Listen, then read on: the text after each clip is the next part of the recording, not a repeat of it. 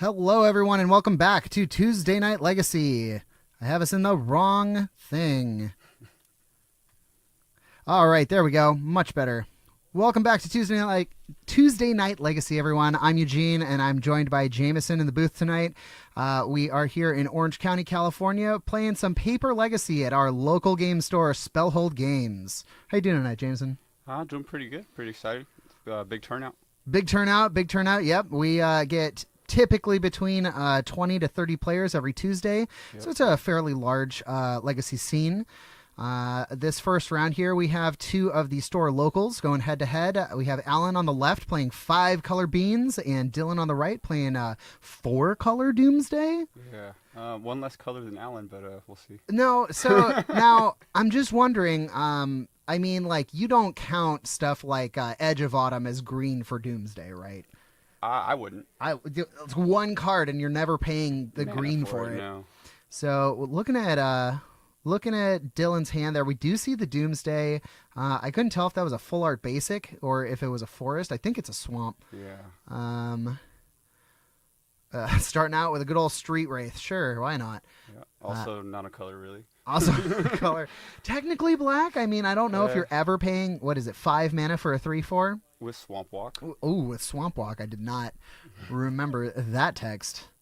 So we see Dylan just deploying the duel here, the fetches on either side.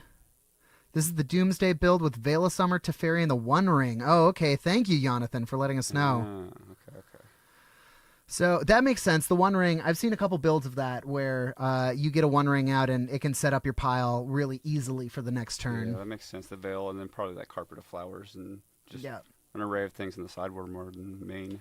Yeah, I could definitely see that. I wonder, okay, so it looks like Alan's sitting on a dress down. That's going to be really good in this matchup. Kind of wins the game. Yeah. Yeah. I mean, if they go for 0 and then the 0 cards left in library and you get to slap a dress down in response. Your game plan goes from you winning to just stop them from winning, and then you win. And then you win. All right, we see another Street Wraith. I'm thinking that's both Street Wraiths in the Doomsday deck here. Oh, using a Teferi to stop a... Yeah, I could see that. Getting a Teferi into play kind of stops them from being able to interact at all with you. Oh, yeah, definitely. There's that Doomsday. So for those unfamiliar with the Legacy powerhouse that is Doomsday, if this card resolves, Dylan gets to pick 5 cards from his deck, and that becomes his deck. Also from the graveyard. I don't think it's from the exile. If you want to pull that up. Yeah. So, sorry about that. No, there you go. good. Go for it. So I think the way that Doomsday reads... The left one. So you can just search for it. Yeah. I think the way that Doomsday reads is that you pick out of your graveyard and out of your deck. I don't think it comes out of library. Yeah, Go ahead. It's already on the list. Graveyard. Yeah. Put your graveyard on top of your library. Yeah. Then remove all the 5. Okay. And then put the okay, in any order. Okay, yeah. So if the card is already exiled, then it can't be a part of the Doomsday. No. We are seeing a Force of Will. That does not mean that Alan doesn't have his own Force of Will, but we're looking at a lot of white removal in Alan's hand. Oh, that's interesting. Are we seeing... Oh, we saw a Brainstorm in response to the Doomsday. And he forced the Brainstorm? Yeah. Okay. Kind of showing that, Alan was already fishing for an answer Right. and couldn't find it. Yeah, it resolves. There you go. Yeah, so, I mean, if I'm Dylan here, do I even want, like, a ring pile? You got to already have, like, a Dark Ritual in hand? Yeah, I'm not really familiar with the Doomsday lists too much. Oh, okay, so... Yeah, I played against it, but they've always it's always completely different stuff. Yeah. So what I see a lot of is things like you can Brainstorm, Lotus Petal, LED, and then it's like draw, because what they can do is like float all their mana, use the Edge of Autumns to sack all their mana to draw cards with those on the stack. LED, sack it, get your mana, and then you're just like, okay, off the top, here's a Consider into. Yeah, Consider. I've seen that. Like Thought Scour and things. Not Thought Scour. The one that doesn't target, right? It's supposed to be better. So Yeah, exactly. You don't get blown out. Yep. Always into Thassa's Oracle. So Thassa's Oracle being our win condition here. It's a good one. Oh, yeah. Says you win the game. I do like winning the game. So the one downside of this deck that basically is a solitaire match is when cards go into exile, they become public information. So Alan is a big proponent of getting to know all of the information. Oh, yeah. So we see Alan looking over the deck here a couple times, counting things out. Usually when I'm playing against Doomsday, I want to know how many dazes there are, and I want to know how many Force of Wills there are. First things I look for, yeah. And that's pretty much all I truly care about. So here's an Edge of Autumn. Looks like Dylan's going for the win right now. Okay. Which is very unfortunate for Alan because using that 1 mana, he doesn't have up the Dress Down anymore. Right. We do have Swords to Plowshares, but that's not going to matter. Oh, that other card is Triumph of St. Catherine. Oh, okay. That's a spicy include. That would have been good with the Brainstorm.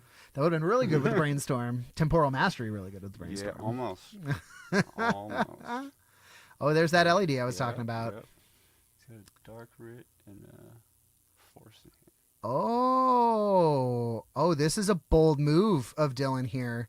So he's got the 3 mana, but I don't know what those cards are on top of his deck, because if he goes for anything less than 2 cards, oh no, it's 2 cards because Consider's going to Surveil 1, and then Thassa's Oracle. And then boom. Okay, yeah. And so even with that Swords to Plowshares, still 0 card, your devotion is equal to 0. That's the game. Yep. Wow.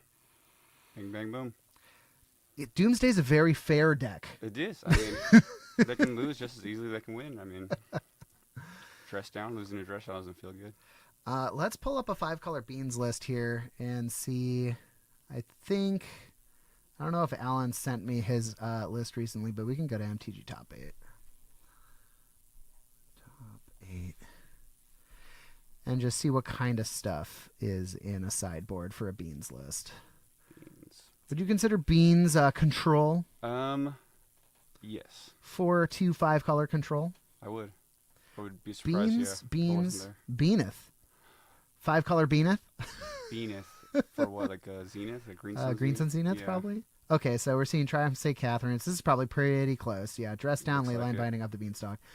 Okay, no Temporal Masteries, which that's triggers the beans. I don't know. It's a bad choices. I agree.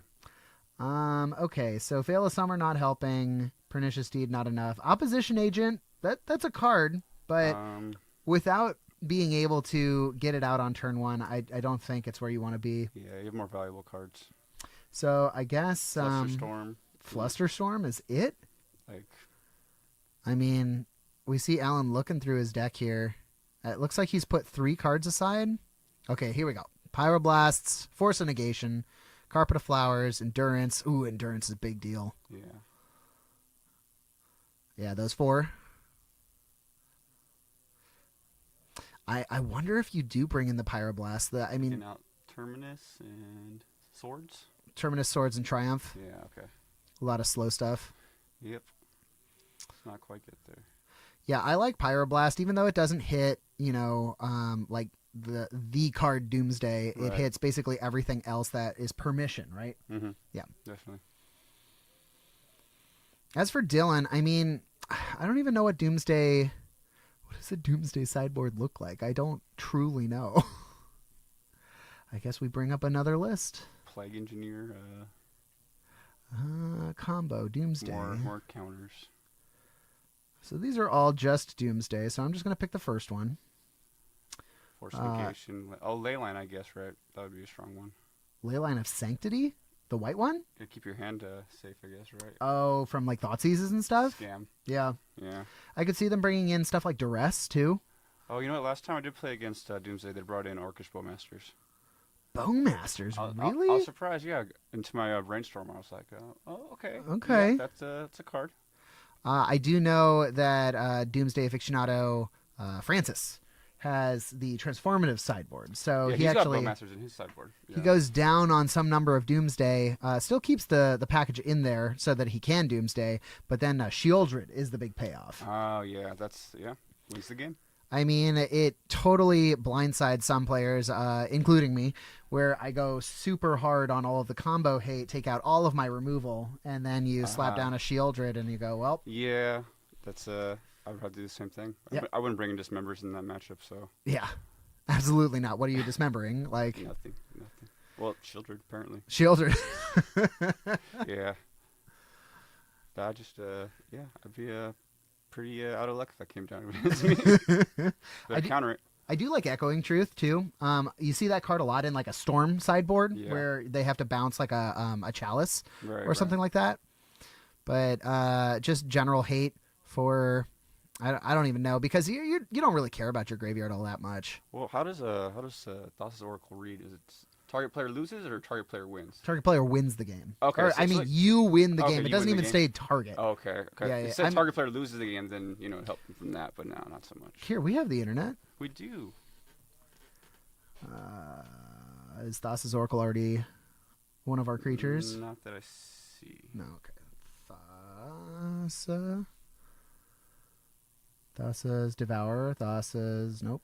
She's got a lot of cards. Oh my god, I gotta search the whole title. Oracle, there it is. And Orcish Bowmaster, that's not the card. Here it is. You win the game? You win the game. Okay. There's no targeting. Doesn't matter. It's a trigger that goes on the stack and checks your devotion. As long as it's 0, you win. Triggered it. So it's stifleable. Yeah. It is stifleable. That's correct. It is a trigger that can be stifled or trick bind. Or Nimble Obstructionist would also hit it. Tishana's Tidebinder. That's one of the newer ones, right? Yeah. I haven't really seen it too much in Legacy. I guess that Merfolk would use it, but other than them, you have a real stifle. Yeah. Why would you? Yeah. It's unfortunate that Merfolk was pushed so aggressively out of the format. Yeah. It's just it's one of those typals that was so dependent on specific Merfolk staying in play, and then it just kind of makes everything else impotent. Whereas Goblins was able to grow in such a way that each card is a threat now. A lot of bombs, just bomb. Yep. I mean, that's what Legacy is now, right? It is. Bombs and counters. We're seeing a renaissance, I feel like, in Legacy for the creature-based deck. Obviously, you still have things like Doomsday in the format and Storm, but you'll see a lot of these decks that are just like these haymaker creatures. Yeah. And was it Broadside Bombardiers? Oh, yeah, man. Nuts. Oh, yeah. I thought it was not real when I saw it. I'm like, no, there's no way. There's no way this is a card. Way. Crazy. Yeah, I mean, Alan showing us with the Triumph of St. Catherine. Why don't you play a lifelinker 5/5 for 2 mana? For 2 mana? I mean... That can't die.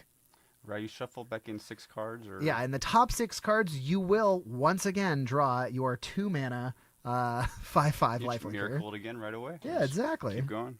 Oh, hey, Alex. We are on... Oh, you're right. We are on Game 2. That is true. Game 1 was pretty quick. Game 1 was pretty quick. You're not joking. How come I can't see this? Looks like he's got a Teferi to start. There we go. Oh, we should probably let the players know who won. By giving them the little button. Oh, okay, cool. Vintage Ancestral Recall is pretty funny counter Thassa's Oracle. Yeah, now we're talking about targets. Ancestral Recall specifically says target player draws 3 cards. Right. So you make them lose. Exactly. Yeah. Yeah. With the trigger on the stack, they go to draw, and the way the game is phrased is it's a state-based effect. You lose the game if you can't draw cards. If you draw a card when you have no cards to draw, Yep. You lose. That's hilarious. I like that. I was actually there was a card. I can't remember what it's called now. It even actually got some popularity in Pioneer. It's like I think it's like a 3 or 4 mana kill target creature or planeswalker instant speed spell, but it has an alternative cost for 2 and makes them draw a card. and makes them draw a card. Triggers the Orcish Bowmaster. Yes. So I thought that would be a really cheeky answer to a Doomsday deck. That'd be funny. Because you get to target their Thassa's Oracle and make them draw a card. But the Yeah. problem is that the drawing a card is not a part of the cost. It's a part of the resolution. So they can still okay. counter it. Yeah, they can still counter it. I thought it was an uncounterable way to make them lose. Right. Be asking for a little much. Baleful Mastery. Thank you, Jonathan. Okay, we see a Carpet of Flowers into a Beans. So this might be a real game here. Carpet of Flowers, of course, giving the player with the enchantment the opportunity to use extra mana equal to the number of islands. Card is crazy. I see you shaking your head over there. I don't know. I'm not a fan. You know? Oh, not a fan? No, I'll waste my whole hand to get rid of that card. I don't know. The mono blue deck? Yeah. Not a big fan? Not quite. It's a kill on sight. Yep. But it's an enchantment. What do? Bounce it. That's all you can do. Oh, thank you, Jay. Appreciate it.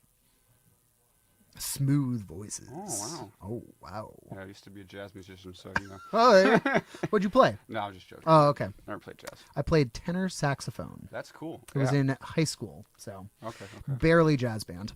That counts. You know, more than I've done. If they oracle with one card in library, the card doesn't do anything. In what scenario? I mean, if they oracle... Oh, because they remove it in response to it? Yes. But if it's in play and your devotion is 2, then you can technically check the top 2 cards. It's a little spicy. A little dangerous for the Doomsday player to do that. It's almost always accepted that if you can go to 0, you should. Definitely. Okay, so we see the first big fight of the game here. Doomsday with a Force of Will for the Doomsday. Beans is just crazy. You get to draw another force off of the cast of your first force. Yeah. It's ridiculous. All right, so we are going again here. I can't really see Alan's hand. He's got a Lorien revealed. Looks like a bunch of lands, maybe a Brainstorm. Yeah. I think the problem here is none of these answer Thassa's Oracle on this turn. No. Well, let's see if he's going for it the same turn. We see that Dylan had to pitch the Consider. We'll see how much that hurts. Because Consider was one of the ways that he got rid of the rest of the cards. Right. Yeah. They don't run like a full play set of those either. It's more of a combo card for them, right? Consider? Yeah, definitely. Definitely a combo card. I mean, like, if you're in a terrible situation, of course, you can Consider. It puts it in your graveyard, so you can still pick it up for the pile. Right. That's true. In this specific situation, he can't pick it up since he pitched it to Force of Will. Right. Oh, yeah. Completely gone. Yeah, when you're playing against certain combo decks, you know, like a Cephalid Breakfast or something, and they have, what's the card? Cabal Therapy. Mm-hmm. Sometimes you'll just randomly see them fire off Cabal Therapy if they got it in their hand, you know? Yeah, just call anything relevant. Exactly. Right, kind of clears the way a little bit. Sometimes it hits, right? Yeah, obviously they want it for other things. Okay, we're seeing double Edge of Autumn. Looks like a Street Wraith. So that's 4 cards right there. And the Thassa's Oracle. But there's not the extra land. So there's the land. That was either a land or a Lotus Petal. Okay, it's a land. It's a cavern, yeah. I'm thinking... I don't know what turn this is, but this seems like a pass pile to me. Especially if Dylan hasn't played a land yet. If he hasn't played a land, then this wins this turn. If he has played a land, then he's got to wait. Right.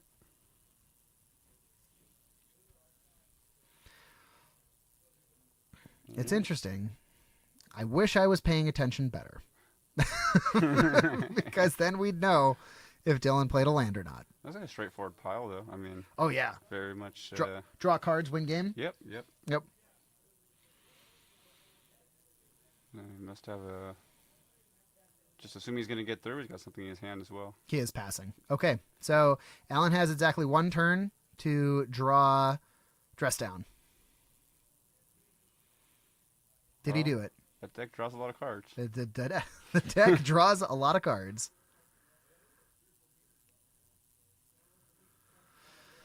Oh, boy. Okay, we see the land drop. There's an Orcish Bowmaster that's not going to do anything. Dylan had, a Street Wraith as the first card he's going to draw. So we know he's at an effective 7. Mm-hmm. So you play Bowmaster, shoot him for 1. So he goes to 8. Street Wraith is 2 life and a card. and then a card and a card. So that's 3 cards and 2 life. So that's 5 life, 6 life. So that's still... It's not quite. It's not enough. 2 Bowmasters would do it. So there's Bowmaster off of the Carpet mana. Right. Carpet. What are Alan's chances of winning this game? I would put it at like 20%. Alan needs some very specific answers here. And Dylan... You got a brainstorm. You know, it could be anything. So, oh man. I feel bad for Alan because he did not play his land before playing this Bowmaster. And if he had, he could have potentially brainstormed into a second Bowmaster. Right. And that would have won him the game. Oh, I didn't, yeah. Because he's only got 2 islands. Yeah.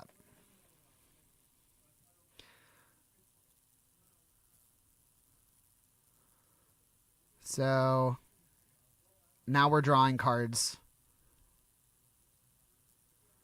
so that we don't take all of this damage.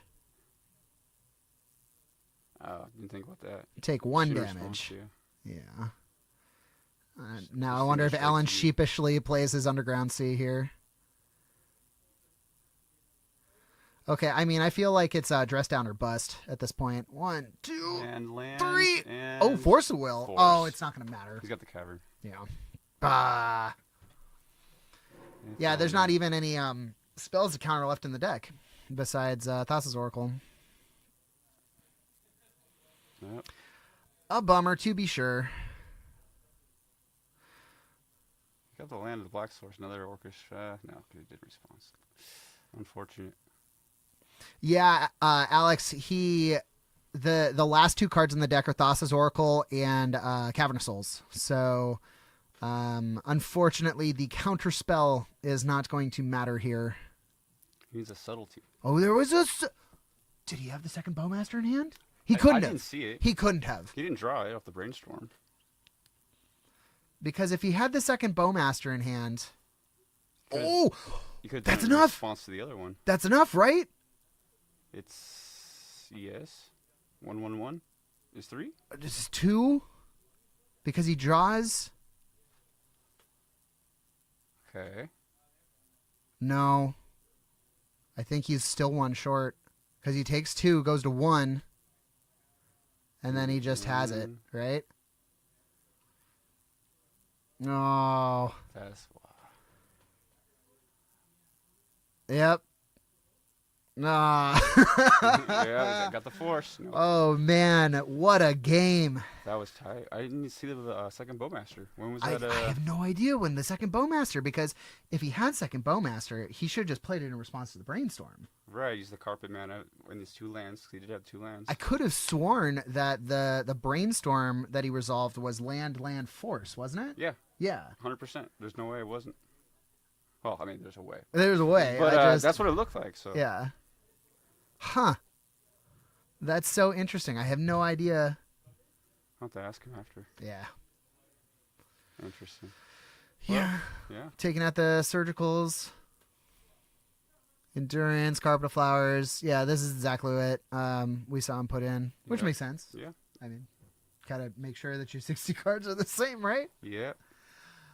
I am interested what Dylan took out here, if he's going to show us. Looks like he took out Days?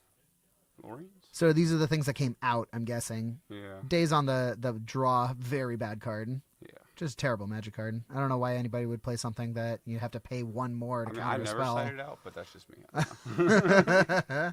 Oh, he brought in the Shieldred. There it is. So he had the 1 of Shieldred as well. Wonder if he had orcs as well then, because he's got that bean, so. Oh yeah, he's got those beans. What? Edge of Autumn is sideboard? I have never... That's a... Okay, it's going... Yeah, or he cited them out. He cited 2 of them out? I'm confused. I don't know. We'll see what else he pulls out here. Thoughtseize, that makes sense. That makes way more sense. Yeah.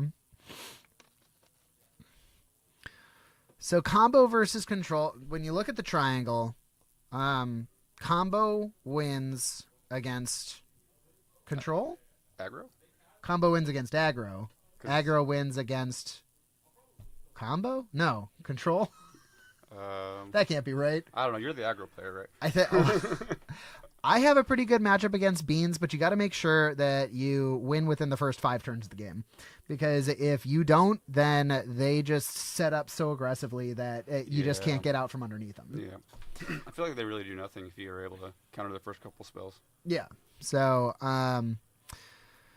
Beans, I feel like, is very much the mid-range grind fest champion of the format right now. Yeah, definitely. Although I know some Loam players who would disagree with me.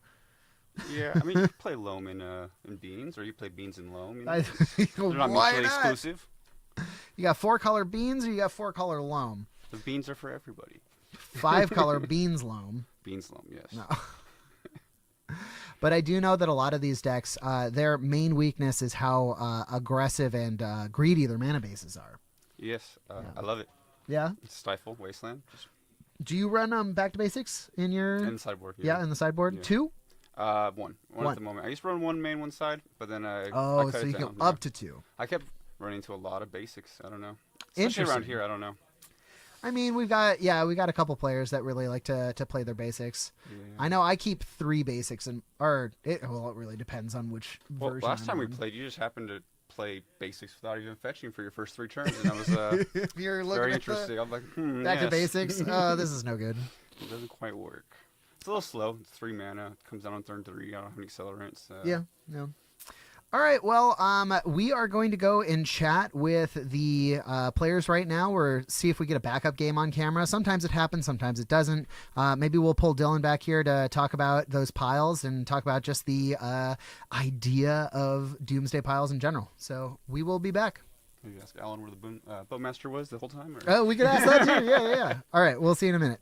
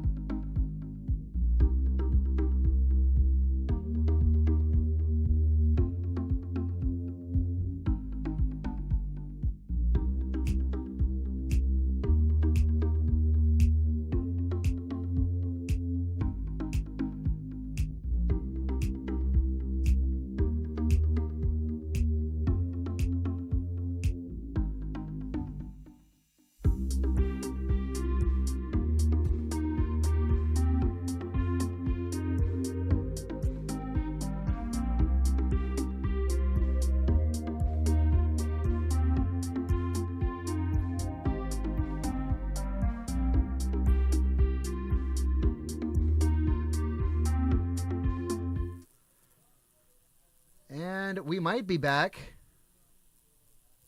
Now we Jamison. are back. Now we are. I don't know why I keep doing that wrong. Hello, everyone. Oh, I'm going to fix our G there for a second. But welcome back to Tuesday Night Legacy. We are in round 2. This is game 1. Jamison, why don't you tell our stream here about the decks? I'm not too familiar about the humans deck, but the red-white initiative deck is pretty good, pretty fast. There's a lot of prison-style pieces that like to jam down really fast and just win with inherent value. It's kind of oppressive. The what's the 3-drop bird? Lands enter tapped.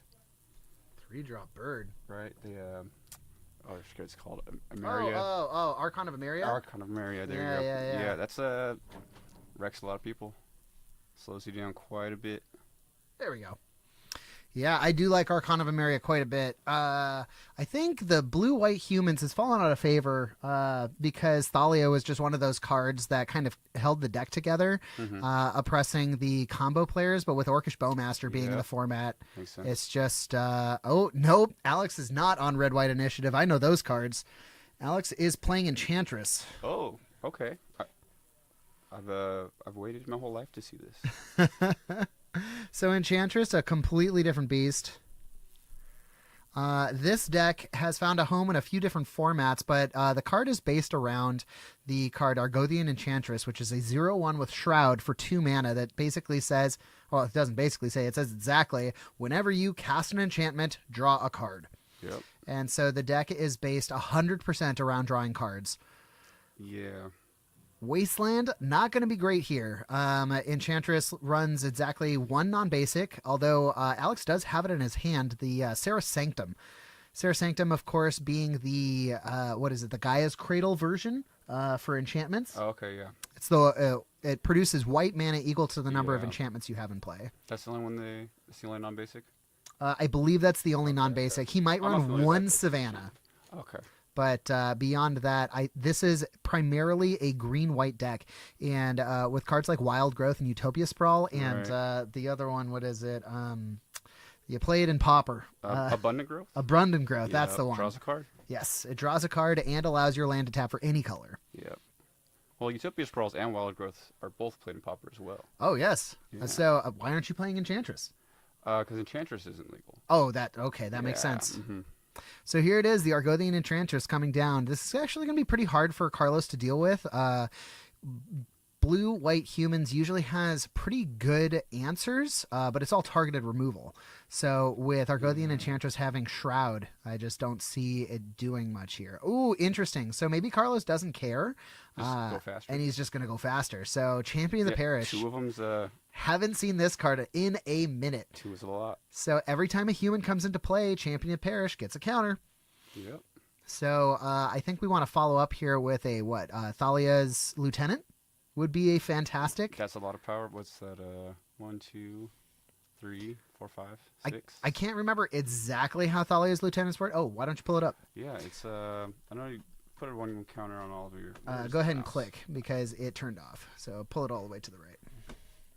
There you go. There's okay. Yeah, So, it gives a counter to all the humans, and then it gets one whenever one enters, if I'm not mistaken. Yeah, I know it has 2 separate triggers. Right. And where is it? Yeah, it gives it one counter to all humans when it enters, and then whenever a human enters, it gets a counter. Okay. All right. So it continues to grow as like the Champions of the Parish, but it's that wide when it comes into play and gives a counter to everything. Doubles up on the champions themselves because they get their own trigger and its trigger. Right. So that could be huge. It's a lot. So we see Alex dropping another Utopia Sprawl. He might even have a land or a mana still floating here with the green. Oh, yeah. Busting out the dice. Got to show all that mana that we got floating. So 1 white, 3 green. Giving the bird to the camera there. I see you, Alex. Oh, Nylea's Presence. That's interesting. That's going to... Oh, they play Leyline Binding, right? Oh, gives sure. Gives them land domain. Types. Yeah. Interesting. Does Presence also draw? Yes. Yes, it does. Okay. Also Pauper legal.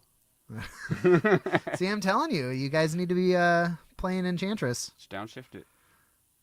There's other things that do what Argothian Enchantress does. Oh, I guess they're all rare, right? Doesn't have Shroud though, right? I mean, The one that's green, white, and oh yeah, gains life. yeah, that's I forget the name, but yeah, I think it's a rare. Bryson, my guy, yeah, champion of the parish. That's what we were talking about. Carlos on a throwback of a deck here, but obviously he did get his round 1, so. You know, both of these players, Anthonice. Yeah, won their round 1. Anthonice, one of the better removal spells that Enchantress wants to have. I mean, it's an enchantment. It's an enchantment. It costs 1. Draws you cards, and yeah. Draws you cards. Exiles. Goes on to your Snow Basic. And, yeah, exiles. Now his creature spells can't be countered. Destiny Spinner. No. Oh, he's blue-white, you know. I think the thing that Carlos is doing is Meddling Mage. Ah, yeah. Is the blue-white. That's a good one. Do they use Reflector Mage in Legacy, or is that just a modern thing? Yeah. I think he might. He might? Okay. That one's pretty... Well, here's the Tundra, so... Stalls you a lot. We can Reflector Mage right now if we want to. Not quite. Oh, an Elite Spellbinder. That one's good, too. Yeah, so this is the white version of Thoughtseize. Yep. We're going to look at the hand. I think it's any non-land card. Oh, yeah, you want to read that one. Yeah, it costs 2 more to cast. Is that Asika's Invocation? Is Ezia's Invocation something? This card basically is a clone effect for any blue or for any enchantment. Estrid's Invocation, that's it. Estrid's. So, all the way to the right, enchantments. Oh, not too many of those. Yeah, you may have Estrid's Invocation enter the battlefield as a copy of the enchantment you control, except it has at the beginning of your upkeep. You may exile this enchantment. If you do, return it to the battle. Okay, so blinks it. Yep. Gets new. So you can basically, every time you need a different enchantment comes in. This can be really good if you want to turn it into another Anthonice. Okay. In this scenario, I think that's probably what he's going to be doing because you don't really need 2 Destiny Spinners.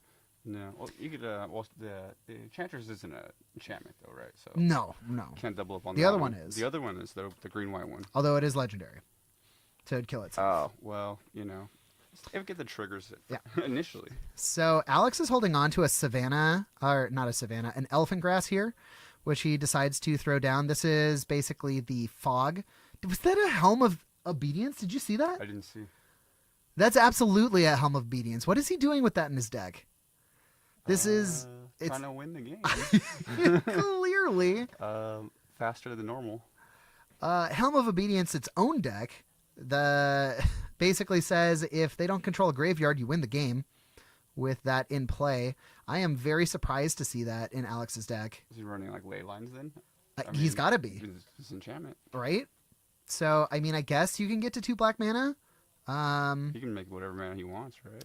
You copy the Estrid's Invocation of the Nylea's Presence. Oh no, we're just making a big boy. Oh, Destiny Spinner. Yeah, so Destiny Spinner is making this land an XX. Yeah, 1, 2, 3, 4, 5, 6, 7, 8, 9. So the Estrid's Invocation isn't in play. I think it's just an 8/8.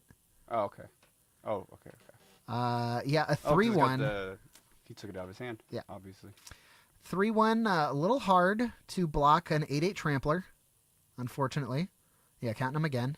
1, 2, 3, 4, 5, 6, 7, 8. 8. Yep. No activation off the vial. That hurts. Now, you know what would be excellent here is a Flicker Wisp. Okay.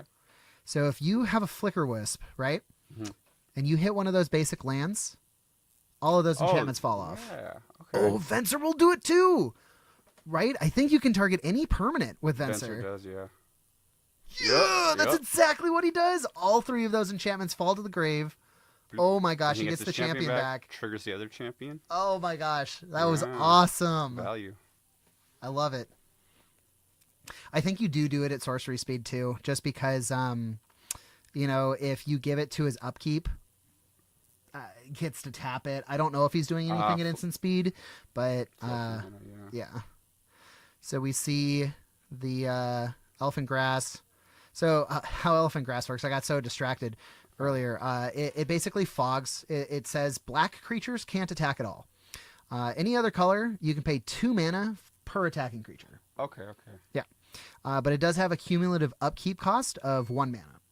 So this turn it's 1, next turn it's going to be 2, then no it's problem 3. for him. Yeah, Unless it doesn't he really loses care. the other land with enchantments on it, then it's Then it's going to start to be a big deal. Yeah. We see Sterling Grove in Alex's hand. I think that's what he's going to be dropping in here. Sterling Grove being the enchantment that says all of your other enchantments gain Shroud. It doesn't give your land Shroud. It does not give your land Shroud, your basic snow lands. Yeah. I think Alex is a little stunned by that play. He's really thinking through his plays here. Venser. And he can blink Venser with other things that you're talking about, right? Probably. I don't know if he runs something like a Soul Herder in this deck. Probably not, since that's black. But Soul Holder? Or isn't that I thought that was a black-white? Blue and white. I thought it was blue and white. It is? I could be incorrect, but I'm pretty sure. Yeah. Pull up Soul I'm Herder. pretty sure it's blue white. But I bet he runs Charming Prince. Soul Herder is. Oh blue my and God! white. It's blue and white. It could be in Yeah. this deck. I haven't seen it in a long time, but yeah. So Right. if we're bouncing Venser or blinking Venser and That's getting impressive. rid of all of this mana, yeah, that is very oppressive. Are you gonna leave it on 3? Have a second Venser? He's thinking, well, okay, maybe I put my Soul Herder in, bounce. Nah, leaves it on 3. But yeah, like I was saying, Charming Prince would That would do it too. do the same thing. It's a human. So this Sterling Grove is going to allow Alex to get any enchantment from his deck if he sacrifices it. Oh, Lauren. So he's got to hit the Sterling Grove. It's turned over itself, yeah. Yeah, that's the only He only target. has 1. Once he's got 2, it's kind of GG. yeah, it's kind of an issue. Or you play Hibernation. Return all green permanents to their owner's hands. Oh, how That's much does that cost? I don't know. I was looking at it at one point, but for the beans, but it's a little narrow. I don't understand. Carlos may not be aware that Sterling Grove itself does not have a target. Maybe Lauren is. Let's make sure these players are playing fair here. Lauren. It's on the ETB, right? Third path. Yeah, it's an ETB. I just want to see if it's a May. Because if it's a May, then he doesn't have to. Right. Destroy up to. Okay, Up to, so yeah. unfortunately, if Carlos didn't see the line on the Sterling Grove, then... It's public information. Oh, now he's going to see it. Oh, he just picks it up. Okay, we might do a little takesies backsies here. Sugar's still in the stack, as far as I'm concerned. Well, I mean, he did... I know. Oh. Yeah. I like it. I like the human stick. Yeah, it's cool. And, I mean, like, I could see this deck being punished by Orcish Bowmaster, but not that bad.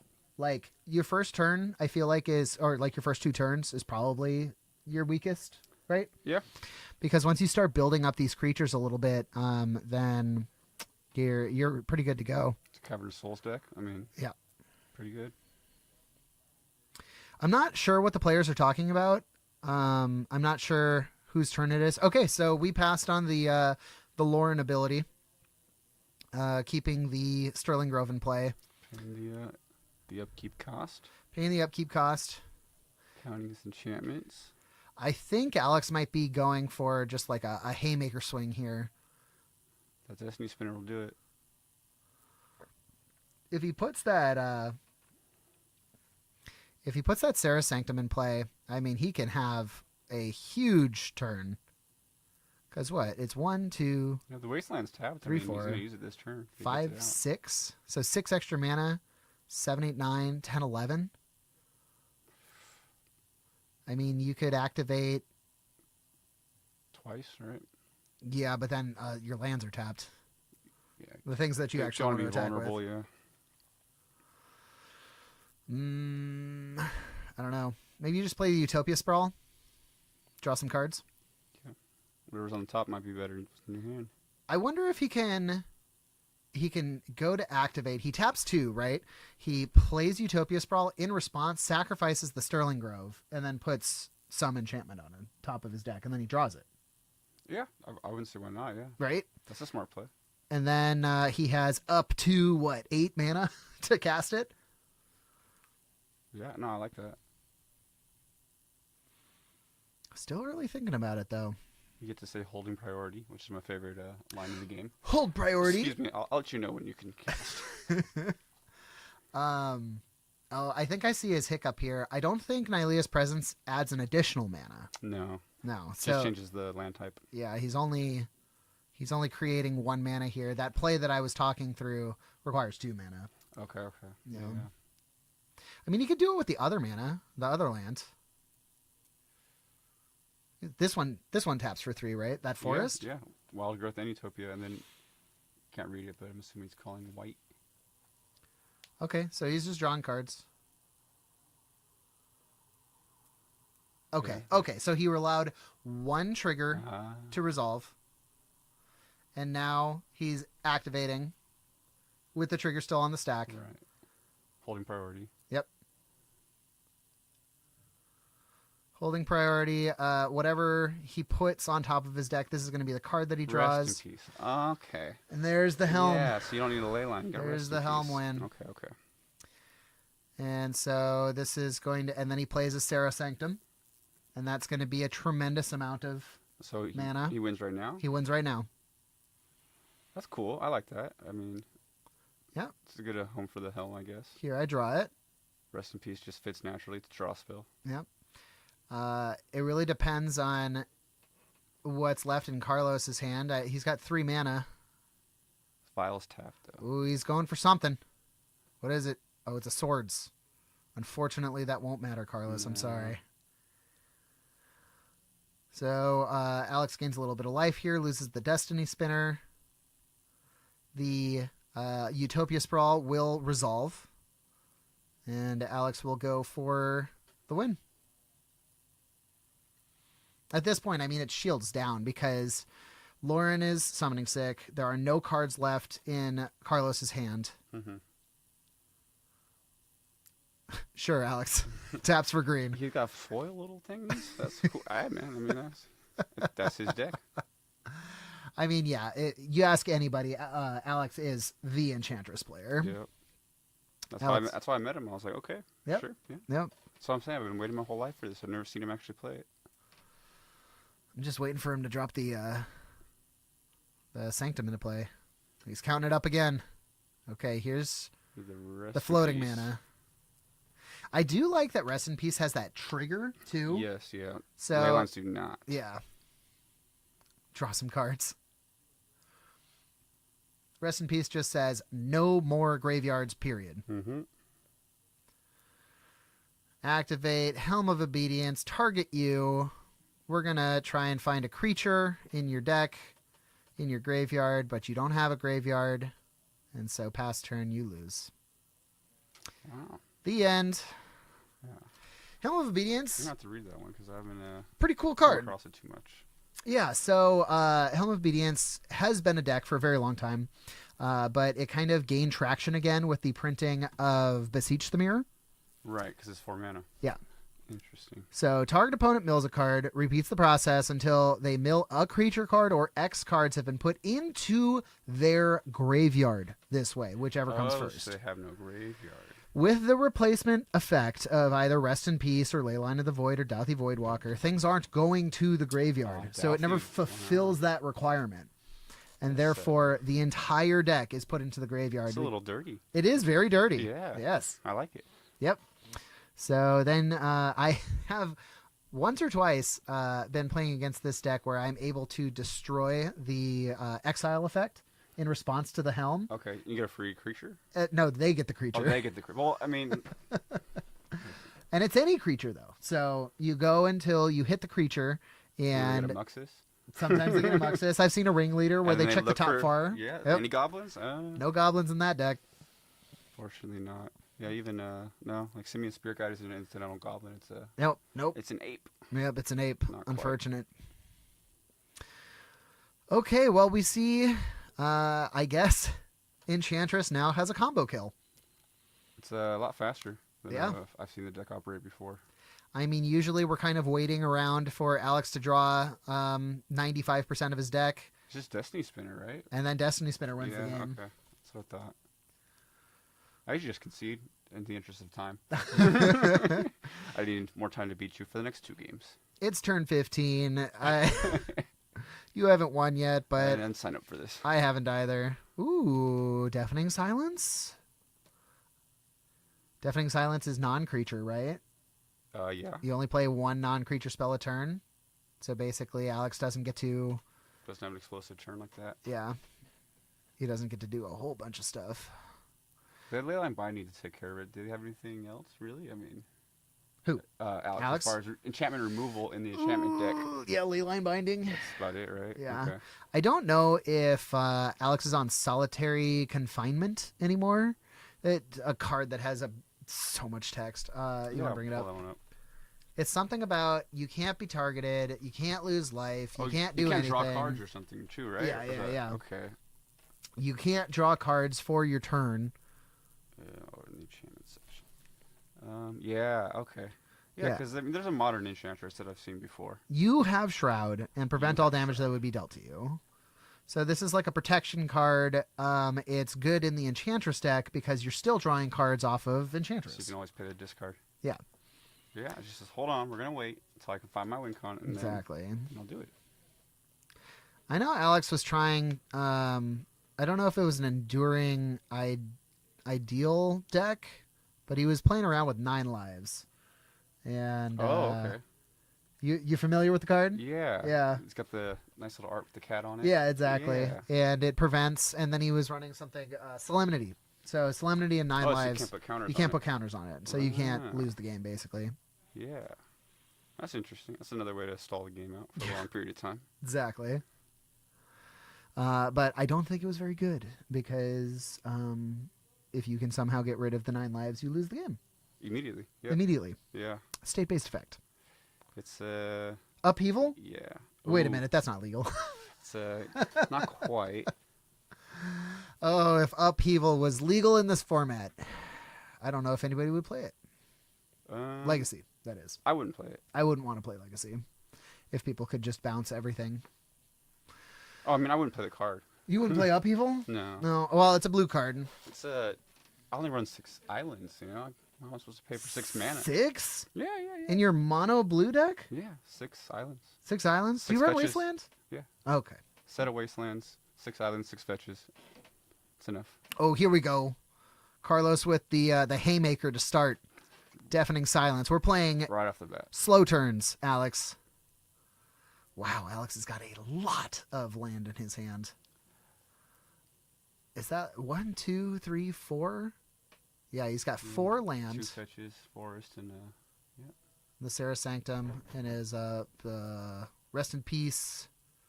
So Alex doesn't have a very... I think he kept it off of the... what's the white removal? On Thin Ice. yeah. Thinking that he could on Thin Ice and then kind of like buy himself 100 turns. I guess. Not at only 1 card a turn, though. Not at only 1 card a turn.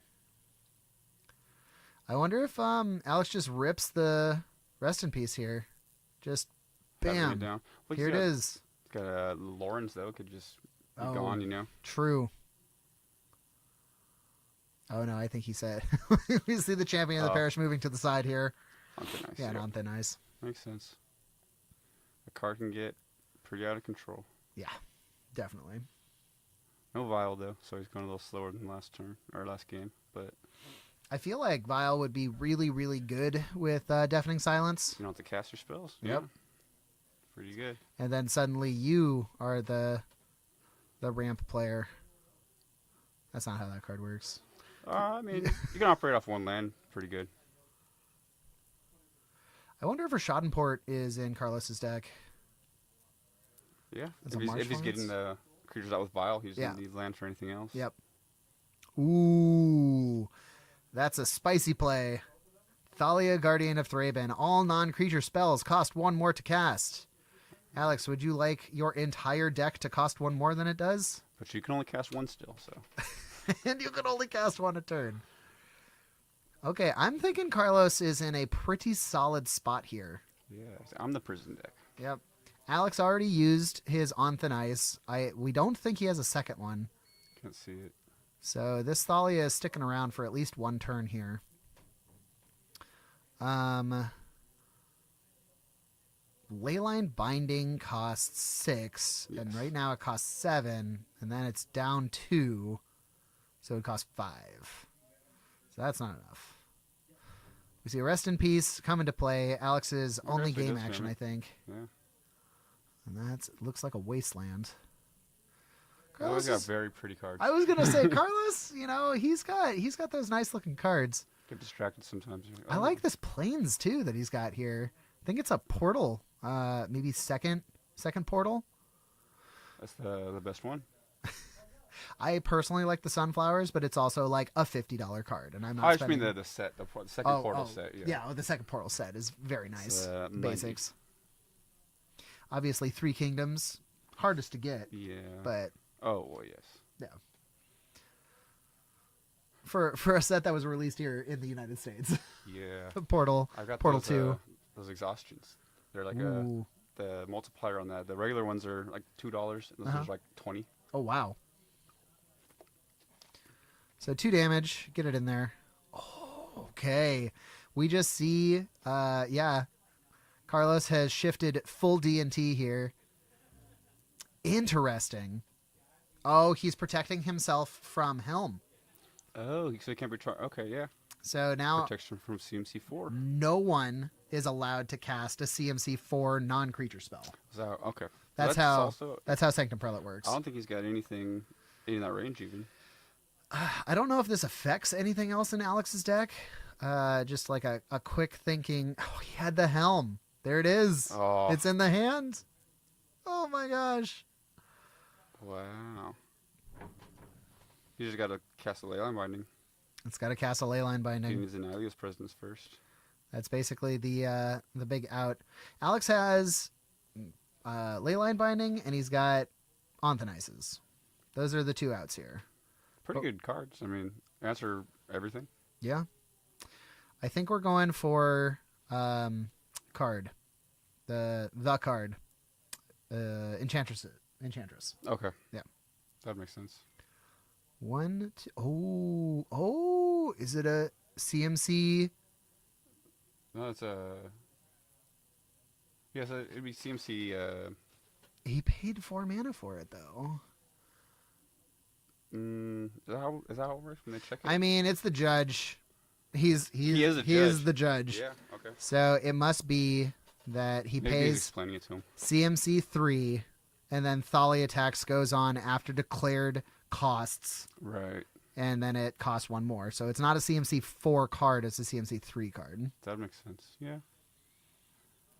It's probably something weird like that. I know you can like pay extra mana with like Sunburst cards into Thalia and get those Right. effects off of it, but Yeah. yeah, it doesn't change the mana cost. Okay. Man, Carlos's hand is straight fire. The rest of his piece is exiled. Every single card that he's played each turn has just dismantled everything Alex is trying to do. Yep. I would have thought he was in a good position until that. Okay, so the Destiny Spinner. So now we're kind of back on The old standby. yeah. So this is a creature and an enchantment. So I guess that means that he gets to play another non-creature. Oh, it's a non-creature. That is a creature. It is a creature. Yeah. Interesting. Learned a lot tonight. Yeah. Yeah. I mean, it's a 0/1. It's hardly a creature, but it is a creature. No, the Destiny Spinner. Oh, yes. Oh, because it's an enchantment creature. Yeah, okay. He's an enchantment creature. So you can play both of them. Yeah. Gotcha. Okay, here we So go. he's got the swords. Got the swords. It's out of there. And another pretty card. I don't know what he put the thing on Destiny Spinner for. But whatever, it's gone. And we're attacking for 6. Got a second Destiny Spinner. Alright, well, so Alex effectively off of fetches here.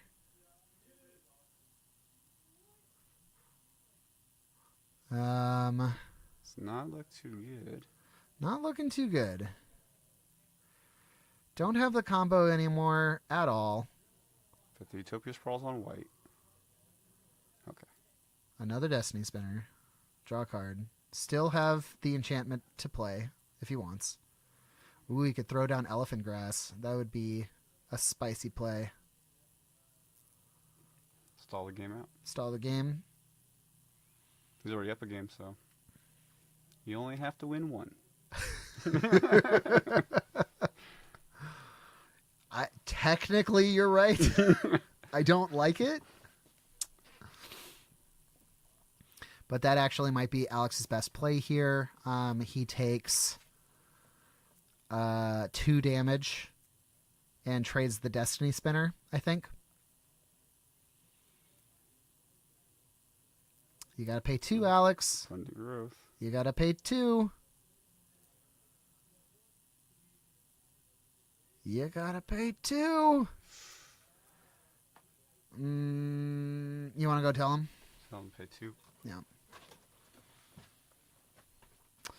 Well, we get that game state corrected. I'll still be here. Don't worry, chat.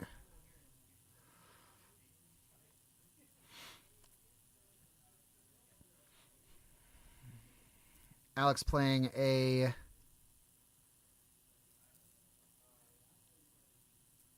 There we go. Alex was about to play a Serra Sanctum. I'm not sure how much that's going to help him here. He doesn't have any more non-creature spells to play. Quick correction. Yep. With that abundant growth,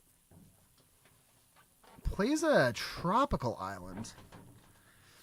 This is very interesting because I feel like the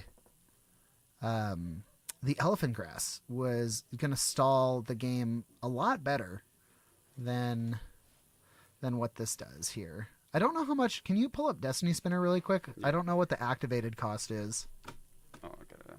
You can just click it once. I think it's 4. I think it's 4. Destiny Spinner. It is the... There we go. It's at the top. To the left. Oh. Right there. Oh, well, I'm just blind. That's okay. It is 4. Yeah. Okay. It's an elemental creature. Oh, shit. What happened? Oh, it's gone. Another Swords to Plowshares. Look away for 1 second. So Alex is back up to 9, but he's taking another 6 here. Bow. Down to 3. It's a lot. And then tap after. Oh, we're drawing cards? Okay, let's both draw a card. It's fair. Okay. What's the other card that pairs with Lauren really well? It's Spirit of the Labyrinth. Oh, right. Only one player can draw a card, or players can only draw 1 card each turn. Yeah, so use it during their turn. Yep. You get a draw. Okay. Okay, so we got On Thin Ice. I don't think that's where Alex... Well, now this is really tough, right? Because he's only got 1 spell. If he plays Elephant Grass, Carlos just pays and he dies. If he plays On Thin Ice... Can't play anything else. I think that keeps him alive for 1 more turn. He has to give up his Argothian Enchantress. But say he can get rid of, I don't know, Thalia, right? That's the thing giving him the most trouble. Definitely. Well, I guess that's deafening silence, right? Because if On Thin Ice you can't, right? Yeah. But he would need something else. But yeah. So we're drawing a card. Oh, a Destiny Spinner. That might actually save him. because you can cast it. Because he cast it. Now he has to decide his target. Well, technically, he should have already decided his target. Right. Actually, I don't like how Alex played that, if I'm going to be honest. Because when you play a card, you have to Declare the target, yeah. declare the targets. Although it is an Enter the Battlefield trigger. So, cast the enchantment. Yeah, that's true. Do draw the card. Okay. Yeah. I take it back, Alex. Same thing with like Leyline Binding and all those. Right. Because if something happens on the stack before it resolves, you can change your mind. Yep. I find it very interesting that Alex goes after the Sanctum Prelate here.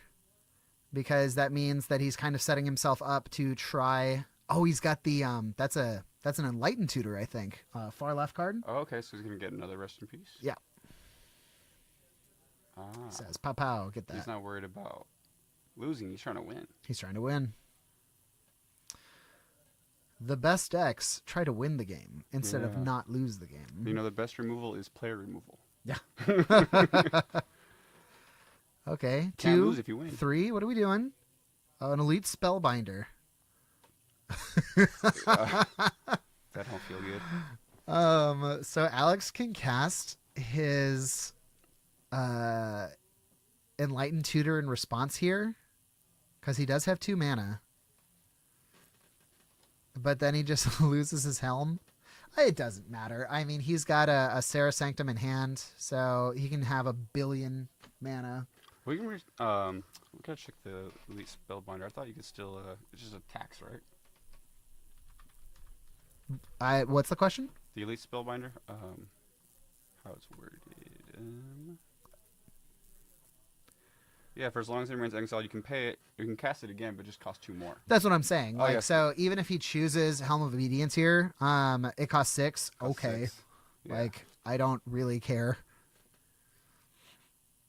Because Alex is already showing, 1, 2, 3, 4, 5, 6 mana on the field, and then he plays the Serra Sanctum for the turn, and that's another 1, 2, 3, 4, 5.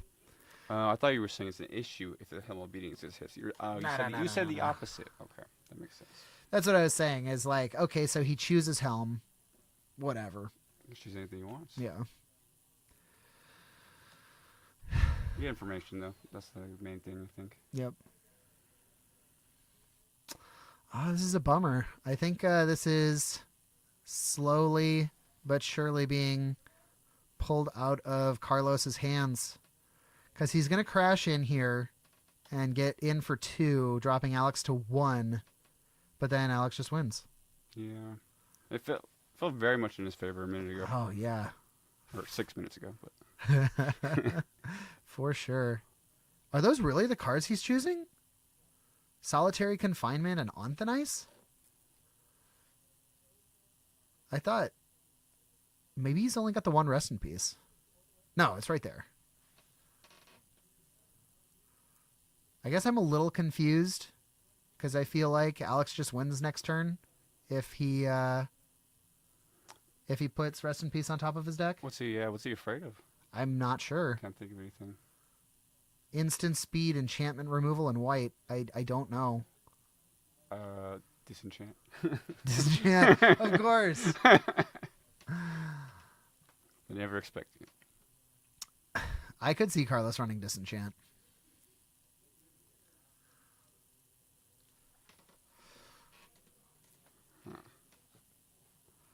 They're chalking it out. Yep. I choose the only card relevant in your hand. Okay. So we got to crash in Each with can Lauren. draw. Oh, we're drawing. Okay. So we're not going to drop Alex to... Oh, you know what would have been kind of cute? With that trigger still on the stack, he could have drawn with Lauren, To see the put the card. solitary confinement in his hand, and then put it aside to make it cost more. Oh. But once again, cost is barely an issue. Aether Vial, a little late. late. If I were Carlos, I think I still would have crashed in with Thalia. Got to get there, as much as you can. Take out the Destiny Spinner, Why give Alex the extra opportunity? Because now this game is handedly in Alex's favor. I can't think of a real good out for him. Yeah. For Carlos. We're gonna need a lot of enchantment removal here. You know what? You know what could save Carlos? I hope he runs it. Is a Cataclysm. Cataclysm. That could be That'd be immense. Patrician Scorn. Yeah. That destroys all enchantments. Destroys all enchantments. If you play another white spell, you don't have to pay its mana cost. I don't see a lot of decks running mass enchantment removal. I don't think Enchantress pops up as much as... if it did, they'd be in a lot of sideboards. But I do know that the D&T decks do run Cataclysms. So That would make more sense. I just like Persistent Scorn. Oh, yes. Yes, absolutely. Isn't it an uncommon, too? It's Pauper legal. It's Pauper legal. Yes. It's good against Bogles. So that's, yeah, yet another reason why we don't see Enchantress in Pauper. Too much hate. There's a lot of artifact hate, too.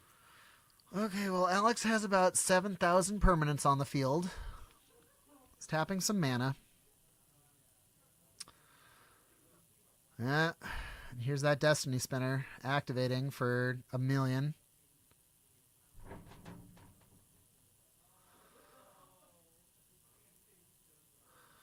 One passes back.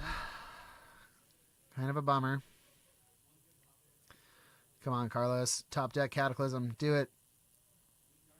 That'd be really nice. Drawing an extra card.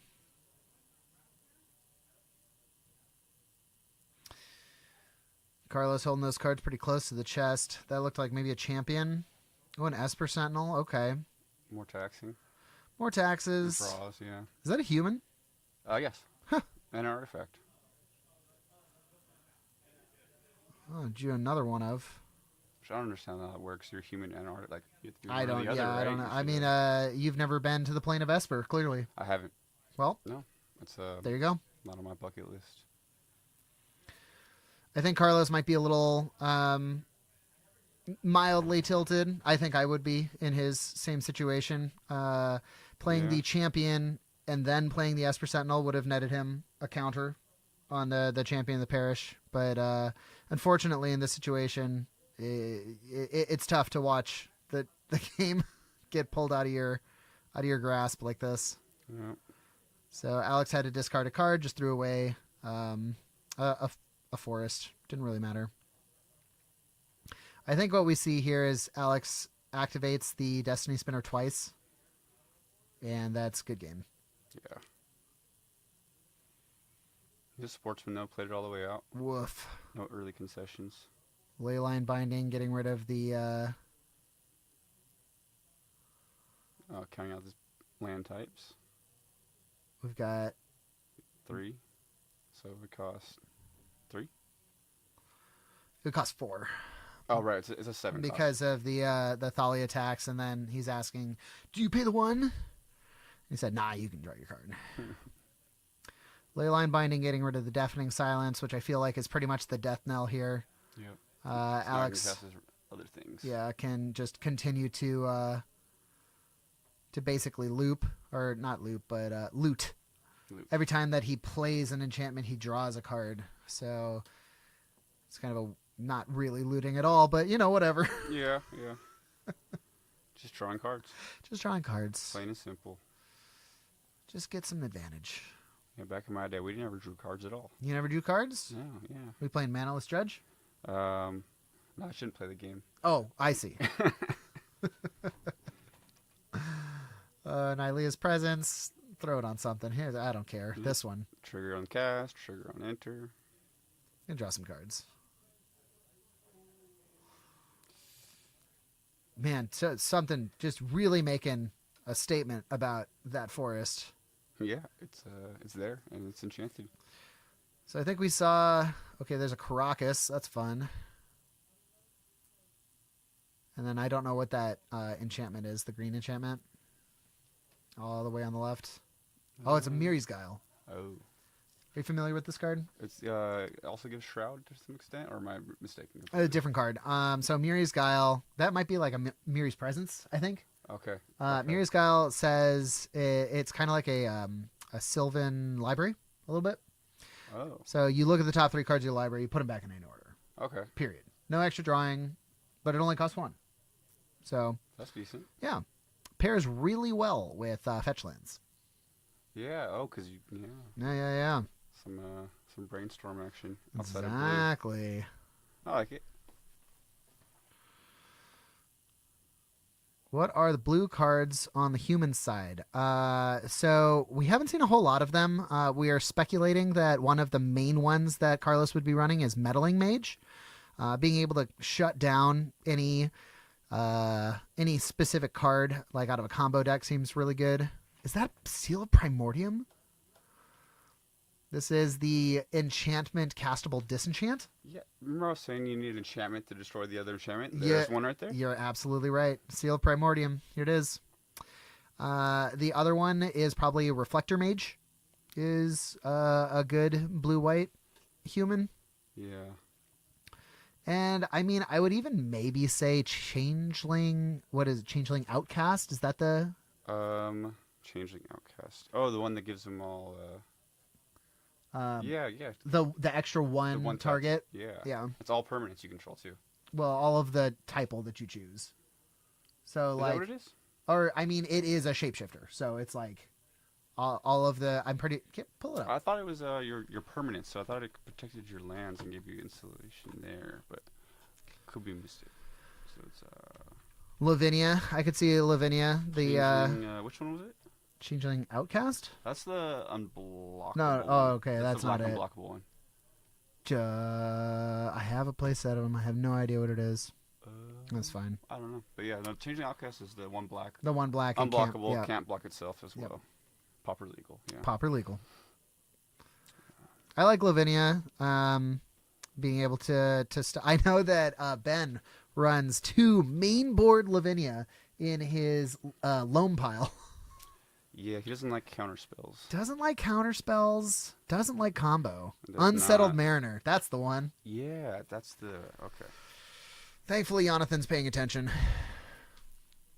Unsettled Mariner. Let's see. Unsettled Mariner says whenever you or permanent you control. Oh, there it is. So it just protects your lands. Yeah. I thought that was the case because it's the same thing with the Diffusion Sliver, I think. Oh, okay. But that one's access for 2, or maybe it's just that slivers. I don't know. Anyway, but this one does that. I am amazed this game is still going on. If I were Alex, I feel like Alex is just spinning his wheels a little bit too much. Activating the Destiny Spinner twice seems like more than enough. Yeah, I think with only a minute and a half left too, though. Yeah, they're gonna draw. I mean, Alex needs to. You only need to win 1. Oh, that's true. I forgot Alex is up a game. Yeah. Yeah. Okay, now we're counting enchantments for big manas. Helm not in play. I'm gonna do it again. Watch me do it. How many turns have gone by? All those are in play? When did he play the Caracas? How did he play the Caracas? I mean, maybe a couple turns have gone by. Who knows? Could be. All right, so we're paying 2 green. Kitesail Larcenist. Fiend Hunter type thing. It's a tons of opponents' creatures into a treasure. That's the new one from the... Yeah. It's a pirate as well. Okay, all right. Yeah. Okay, we have 13 mana. So we use 9 and the 3 green to make 3 big boys and turn it sideways. And Carlos casts Winds of Abandon in response. Activation. Thalia's Lieutenant. Okay. Is he going to survive? Feels... They're on time now, though. Oh, they are currently on time. That's all relevant. These things are so big. Are we really going to make me... Okay, 1, 2, 3. Okay, all right. Wow. Oh, man. He's a fighter. At the buzzer. As we hear the TO calling time for the round. Carlos concedes due to an overwhelming board presence. It's a lot. It's the Crocus I feel like could have been useful earlier too with the Thalia, but didn't really see it.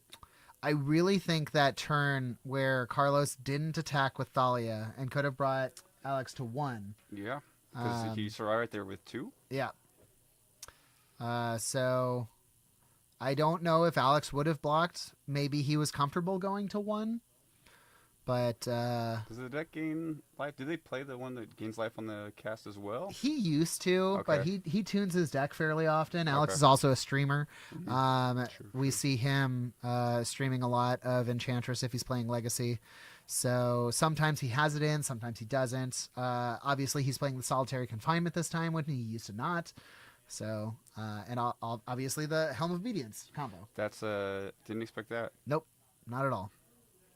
Speaking of Legacy, if you guys like to play Legacy and you have a weekend free, we actually have a tournament coming up this coming Sunday, January.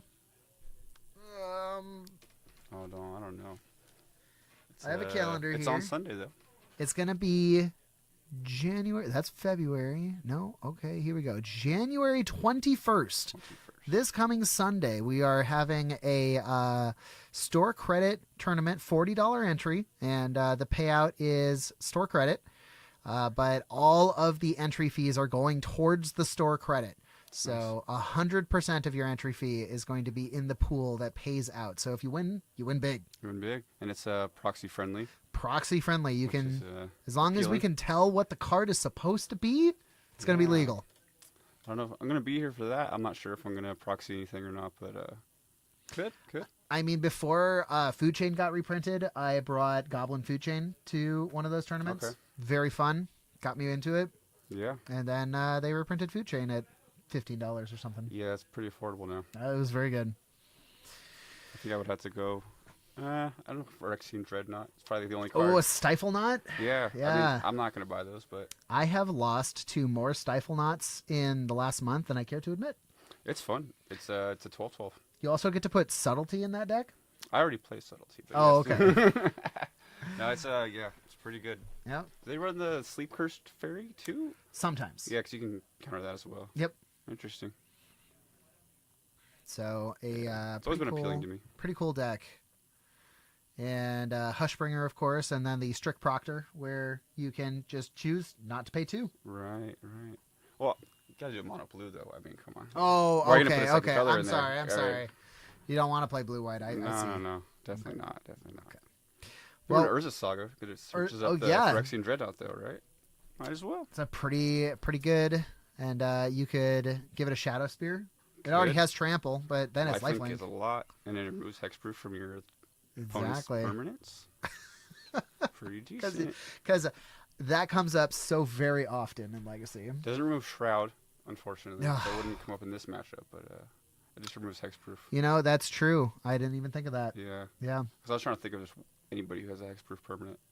Yeah, Jonathan, go ahead, bring your scales. Maybe you'll, XO it. The whole thing. Take it down. Yeah, that deck is surprisingly really. Have good. you seen? I saw the video you guys posted. Yeah. Jonathan and I, more him than me. I've been playtesting it for him, but he's the brewmaster for Legacy Scales. Yeah, I see him Modern Scales all the time. Oh yeah, crushes it. It's just so good there too. So good. Then you get to throw Ancient Tomb and Legolas's Quick Reflexes. That card is ridiculous. You don't even need to use it as a protection spell. It's a kill spell too. For removals, it's split second. That's not split second. I mean, it's a good card. Yeah. Oh, it's a good card. Very good fair. Yes. Fair Legacy card. Mm-hmm. Definitely thought for Legacy in play. All right. We are going to take a quick break before they announce the next round, and we will see you shortly. Bye.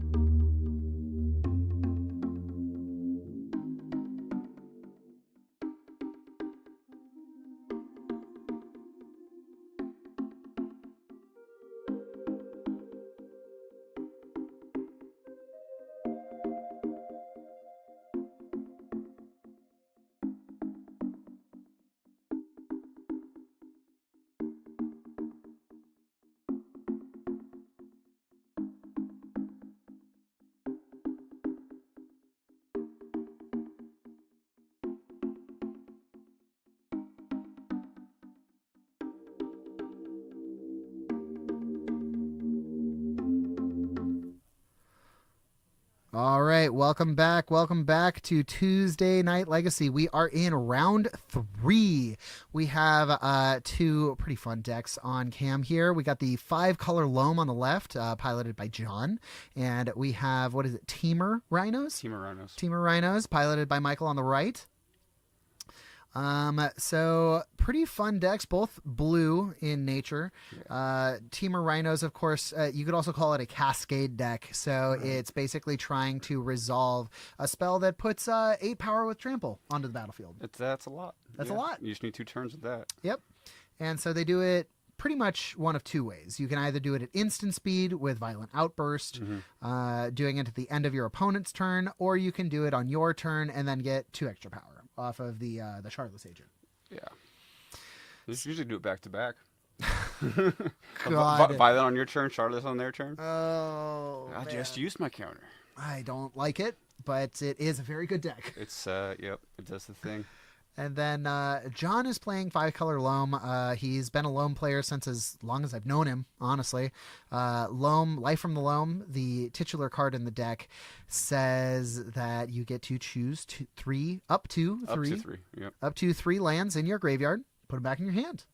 And then it has an ability that has not yet since been reprinted, I don't think, in a new form. No. Originally printed in Ravnica, City of Guilds. Dredge is an ability that says if this card is in your graveyard and you would go to draw a card, you dredge X whatever the number is on the card. So if it's a dredge 3, which Life from the Loam is, then you take 3 cards off the top of your deck, put them in your grave, and then you take that card in your yard, put it back in your hand. Crazy. But there's nothing broken about that. No. Cards in graveyards. Okay. Who can abuse cards in graveyards? No one. Not in Legacy. No, not in Legacy. Not at all. There's not an entire meta deck based around it or anything. No. I've never seen it. No. The blue dredge deck has been showing up more and more. I know AJ was repping it 2 weeks ago. Oh, was it? Nice. Yeah. Nice. I've seen it a couple times on Magic Online too. But that's not what this deck is doing. We're basically just using Loam as an oppressive mid-game engine that's allowing you to rebuy either your fetch lands, your wastelands, or your Urza Sagas. Yeah, just drown them in card advantage and mana. Exactly. 5-color Loam, a lot like 5-color Beans. You're just playing good cards. Yeah. I still think they could go together, but, you know. Yeah. Who knows? Uh-oh. We're frozen. We froze. Oh. We haven't Elgatoed in a while. We'll see if it comes back here. That almost seems like somebody might have bumped one of our boys. And, yeah, I think we are fully disconnected here. Sorry, chat. We will be back. We're going to go check on this.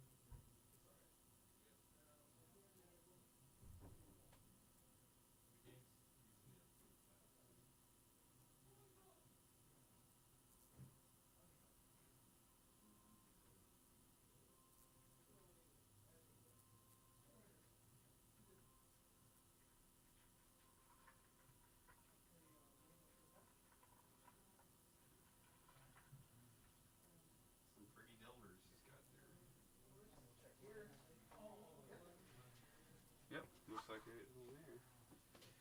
Back. Speaking of the bathroom. Yeah.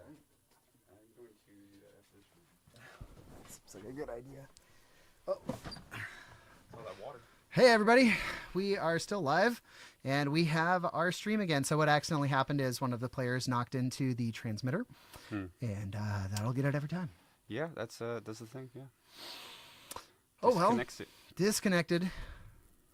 Not anymore. We're back. Yeah, we are back. I think John is going to 6 here.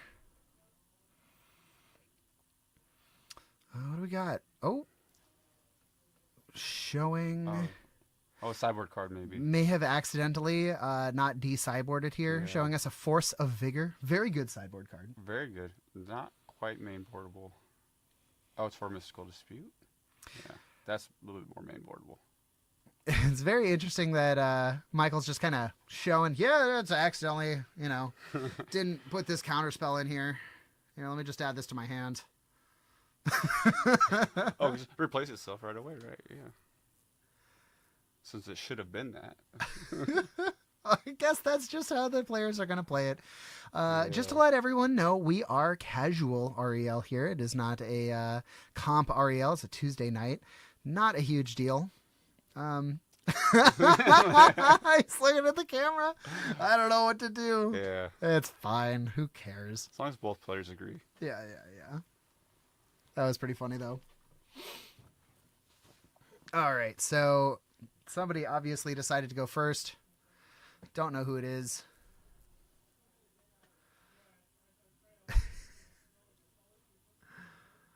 Okay. John drawing potentially his 5-card hand. This has got spells. Yeah, lands and spells. He's got a knight. I think he's got a Tundra. I would Looks keep this good, hand. yeah. Yeah. It's a Saga, right? Put back Moloch and a Swords, right? You got 2 of them. I got 2. It's fine. We don't need that many. It does make 2 rhinos, though, so maybe... 2 rhinos. Oh, he doesn't have green. Oh, no, he does have green. He's got the burn. So he can play everything in his hand besides the Moloch. So maybe you put back the Moloch. I mean, if you got double swords, right, and you can't play Moloch because you're off a color. Are you just going back and He's going to throw it back? He's like, this is not fast enough. He doesn't even know what he's playing against. I would keep double swords. He knows he's got a Mystical Dispute. He knows he's got Force of Vigor. He's So you can, yeah, I mean, those are Cascade cards, right?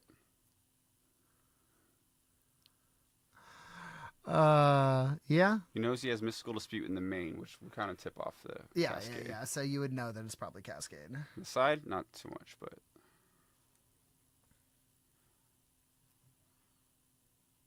Is that a Minskin Boo? That's what he puts back. Minsky Boo goes back. What's that card on the far left? Now, I don't know. Okay, yeah, I was gonna say, Ben, who plays religiously with this color combination, tells me that one of the absolute worst cards in your hand to start with is Dryad Arbor. Because you can either fetch it off of a fetch and then, you don't have to deal with it being summoning sick, or you can ramp with Green Sun Zenith. Makes sense. But it just being in your hand is just this dead land that you can't tap, and it can be killed. Yeah, that's a very interesting interaction there. Because it doesn't have haste.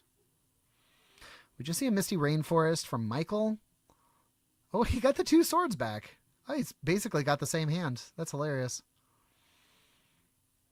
But he's also got a Maze of Ith. That's pretty good. Pretty good card against a 4/4 Rhino. One of them. Swords 1. Maze the other. Maze the other. It's good for a couple turns. Unless he has 4 rhinos. 4 rhinos is a lot of rhinos. 16 damage. Left Forest is signed too. So we pass turn. It's got a lot of signatures. Yeah. Maybe every card in the deck is signed? It's a theme, It's an aesthetic. I like it. Here's a Maze of Ith as my land, telling you that I have no other land drop. Casual. Casual Maze of Ith on no creatures in play. Empty board yet. All right, this has got to be rhinos, right? Looks like it. I do like that Fire and Ice is technically CMC4. Mm-hmm. Very interesting. Being able to play it in your Rhinos deck. Yep, there's a Simeon. Pitch this boy. Get some red mana. Here it is. Violent Outburst. Does it resolve? John looks at his hand with no blue. Yes. Cascade trigger resolves. I'm thinking on the spell. So how Cascade works is Michael is going to flip until he gets to a card that has CMC less than the card that he's casting. So how the deck has been designed is that all of these cards cost more than 2. So it is the only card in the deck that costs less than 3. Mm-hmm. Cost 0. Costs 0.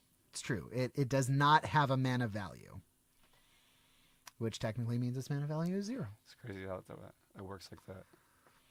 Did it when they changed that whole thing? Is that when it happened? I don't know. I was always really confused by the game at that point.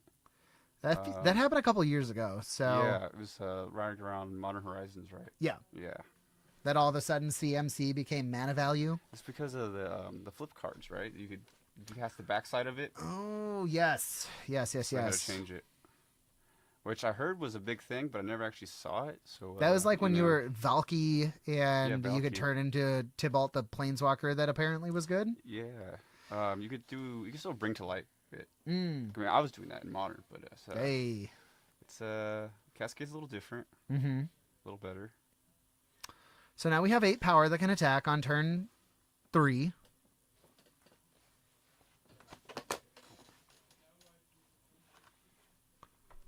And his rhinos aren't signed though. I mean, yeah, they are. Are they? Where? On the bottom, aren't they? Is that what a signature right there? Could be. Maybe. Thought it was just a. Oh yeah, I guess it is. It looks like a promo, a stamp. I'm also blind, so you know. Oh, okay, yeah. Yeah. No, that totally makes sense. So Maze of Ith one, and Sword's the other one. So this is a pretty good spot for John in the interim. Not taking any damage at all is nice. No, you gain life, Michael. There you go. He didn't even crack his fetch. Yeah, didn't even have to.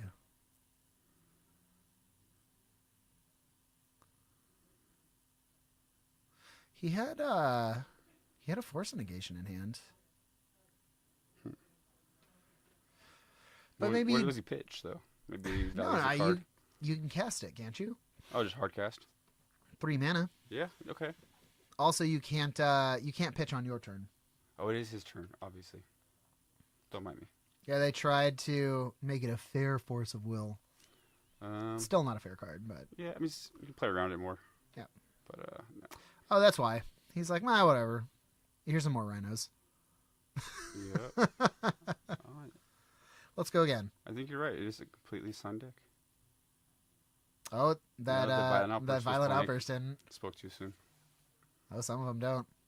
I'm sure he's on his way. He's working up to it. Now, I think it's so funny because I know these decks run 3 rhinos, but sometimes it's just way down there or getting a little interference.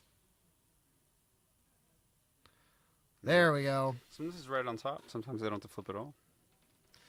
But every time they do have to flip because each card is revealed. Mm-hmm. It's public information. It's public information. A lot of Force of Wills. I mean, the deck is very good at what it does. It's very streamlined. Yep. And then these cards go to the bottom. So technically... So you can know what he's not going to draw. Exactly. Yeah, technically, Michael has just a very small deck left of unknown information. So we've already attacked. These will go here. Did they play Murktide in the Rhinos list in this one? In the Legacy version? Or? I think so, yeah. Yeah, okay. I don't think it was the same issue.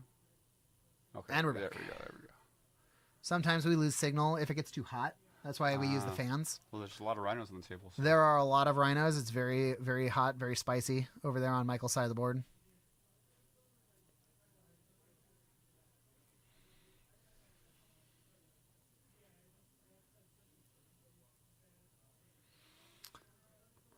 All right, so I'm guessing this is the end of John's turn.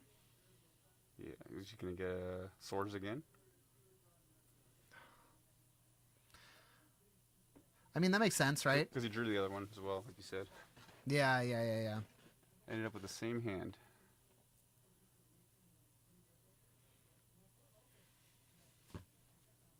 Yeah, still only taking 2 damage in the face of this many rhinos. That's quite impressive. I mean, I'm impressed. So what? We swords here. We take out another rhino. We hope to draw a land. No, that won't help. Well, it'll almost help.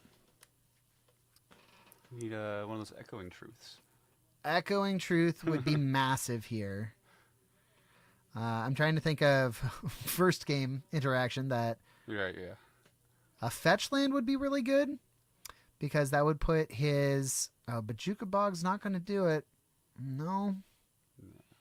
And we got the wrong colors to play Moloch. Not looking great for John. His knight will not be big enough.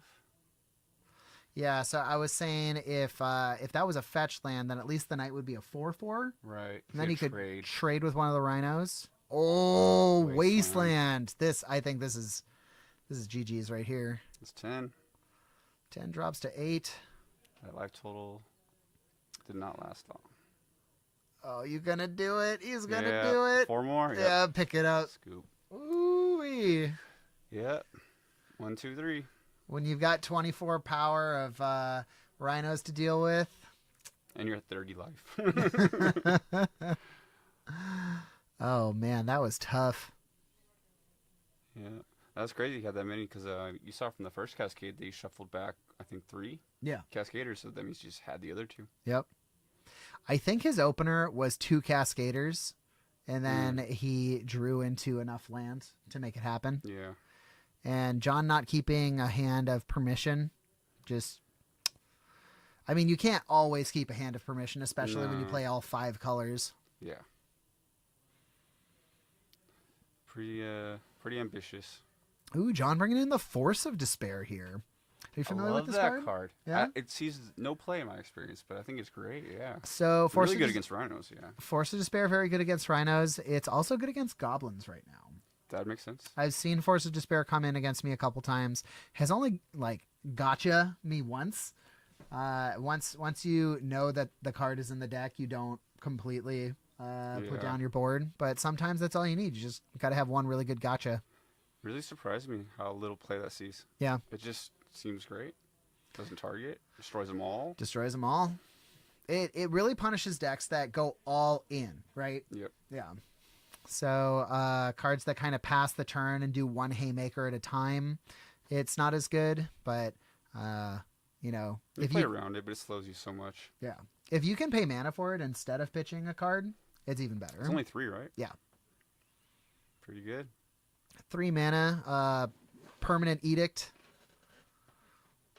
But maybe that's the reason that people don't play it, because they think like, oh, you can pay less for an edict effect for a single if you're doing a 1-for-1. Is it it's a sacrifice? Or I thought it was It's destroy. It is okay. It's destroy, but So it doesn't target. That'd be even better, but it doesn't target. Yeah. Yeah.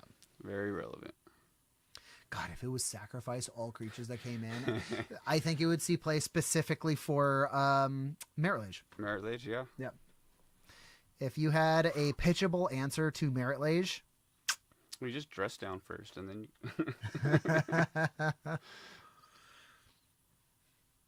just commit 3 cards to the board. Gaddock Teague. What does Gaddock Teague do? oh, they can't cast non-creature spells of CMC 4 greater, and then can't cast them if they have X, I think. Or that's one I don't. It's over see. here. Oh, it's over there. Oh, there it is. Let's see. It's D. Gaddock. Yep.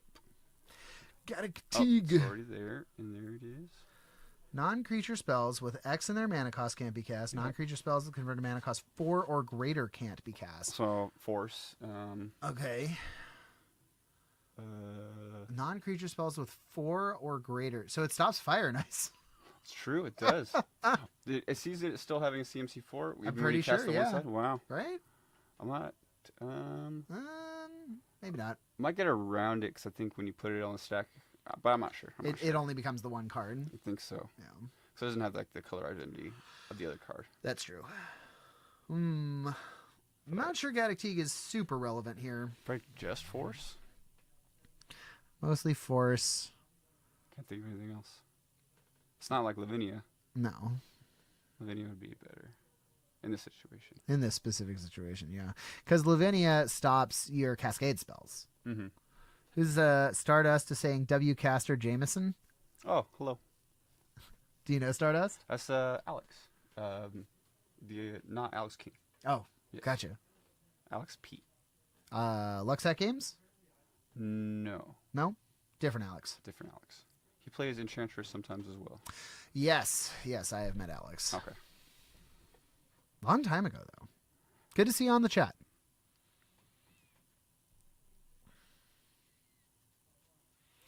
All right, we got a Thoughtseize. Got a Mox. Ooh, okay. This is a loam hand. Let's go fast. Yeah, I keep this hand. Yep. You get in trouble if you don't keep that. Yeah. We go out there and yell at you. Yep.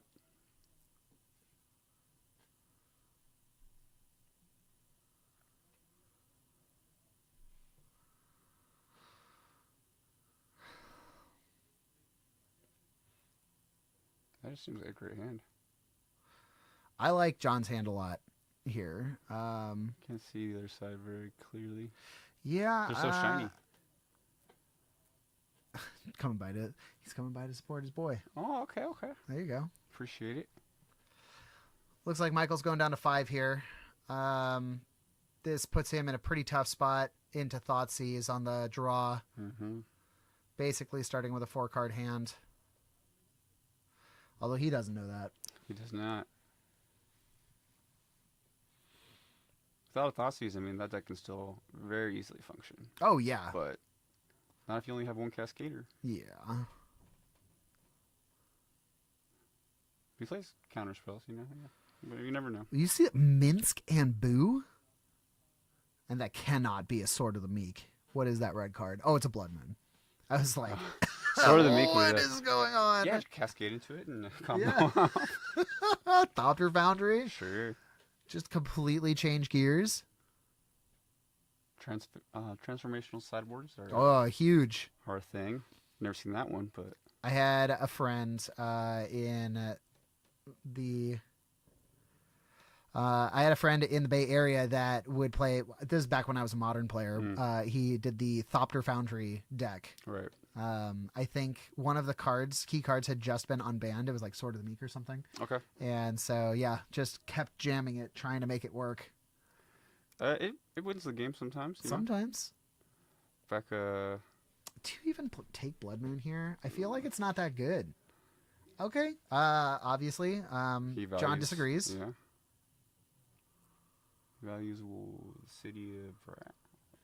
I mean, so John runs a ton of non-basics, but like you start the game on your Mox isn't tapping for you have Mox basic. I mean, like he didn't take he's got a Wasteland. No, we'll see.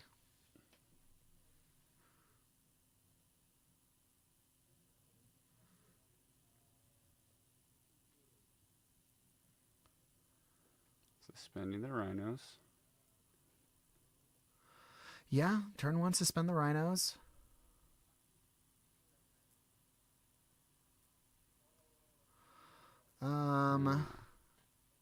Choke doesn't do anything. Endurance doesn't do anything. Not the moment. Is that Swamp? Oh, he just like slams the choke. Okay, sure. Yeah, if you got nothing else to do. Yeah, right.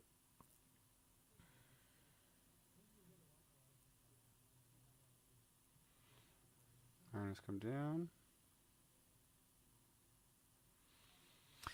So what? We're basically on a 5-turn clock because the Rhinos come in. They still have Summoning Sickness, right? Yeah. Yeah. So. It's still quite a ways off. As a suspend card, doesn't do too much. But if you can cheat them into play, it's very good. It just keeps ticking down, though. Oh, okay. Force of it. You brought it in this time. Yep. Yeah, yep. So sense. On John's turn, he's going to Force of Vigor. We're going to see 3 mana here. Endurance. Okay. Just a body. So that is a forest and not a swamp. I can't tell with these Unfinity cards. They look like the same thing. Oh, yeah. more of a fan of the unstables. Yeah. Well, the ones he's using on this side. Oh, I think unhinged. Unhinged. I like with unhinged. The brown border? Yeah. Yeah, those are nice.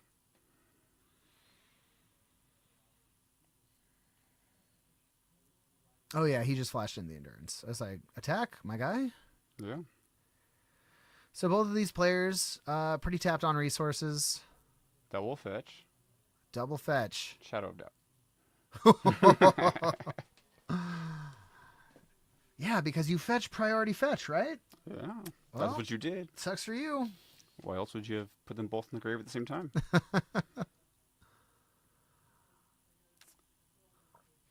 I mean, the inevitability here of the rhinos feels pretty tough for John to deal with. Yeah. I mean, I liked his chances. Pre-force of vigor. Yeah. Yeah. Oh, just running that choke out there too, just makes such Extra value. A juicy force of vigor target. Oh man. Yeah. Okay. That one hurts. What do we got? Oh, his own force of vigor. That's not going to do anything. He can pitch it with the Moloch. Yeah, that Magus is not an enchantment. I think you just attack here. You got nothing else to do. He's not going to block. Take 3. Down to 15. One more. That's a nice mountain. Yeah. Here's 2.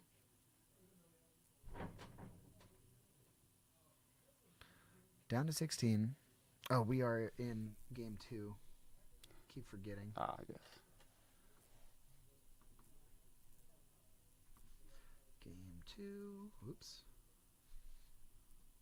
Okay, it didn't move. Thankfully. Okay, good. And we have player 2 up a game. We got another Mox. Oh, we got it? Oh. Let's see. Grove of the Burn Willows. He's got Moloch. Yeah. So he's got to kill Magus. But these rhinos. They're coming. They're coming. You familiar with Moloch? Not a lot. Okay, so it's a 2-cast, red-green, but it's got X. And so if you pay X into it, it gets that many +1/+1 counters. So it starts out as a 2/2, and then the more you pay into it, the bigger it is. It has an enter the battlefield effect trigger of fighting another creature. Oh, okay. And if the creature is killed this way, then it's exiled instead. Oh, that's pretty good. Yeah. For some reason, I was thinking it has something to do with artifacts and enchantments, but fighting a creature is pretty good. He's out from under the Magus. Oh, and his wasteland is freed up, so... There you go. Yep. Hard cast Elvish Spirit Guide. Love to see it. Does not have flying. Does not have flying. Looks like it does. Hard casting Elvish Spirit Guide. Ooh, Caracas. Not super useful. This mana. Unfortunately, none of those creatures over there, those rhinos, are not legendary. Mm. That would suck. Put 2 of them in the play. Play and then one just dies. Have to be from unset. 4 damage, 8 damage coming in here. Drop down to 8. Yeah, when both of your creatures are 3Xs. I mean, do you just double block? Ooh, that's a Molten Collapse. That is a good card. Okay. Can he descend? Or he doesn't need to, right? Doesn't need to descend. There's no second target anyway. Yeah. The card is very strong. Very strong right now. Doesn't have the second color for it, though, right? Oh, you're right. Red-black. Oh, no. It's like, wait, Can you put that Magus back out real quick? Oh, my gosh. I think John just realized it as well. Yep. The pass. I think John double blocks one of these rhinos here. What do you think? Yeah. That's it. I mean, I think you have to. You trade a 1-for-1, but... Unfortunately, he's going to take 6 this turn and drop to 2.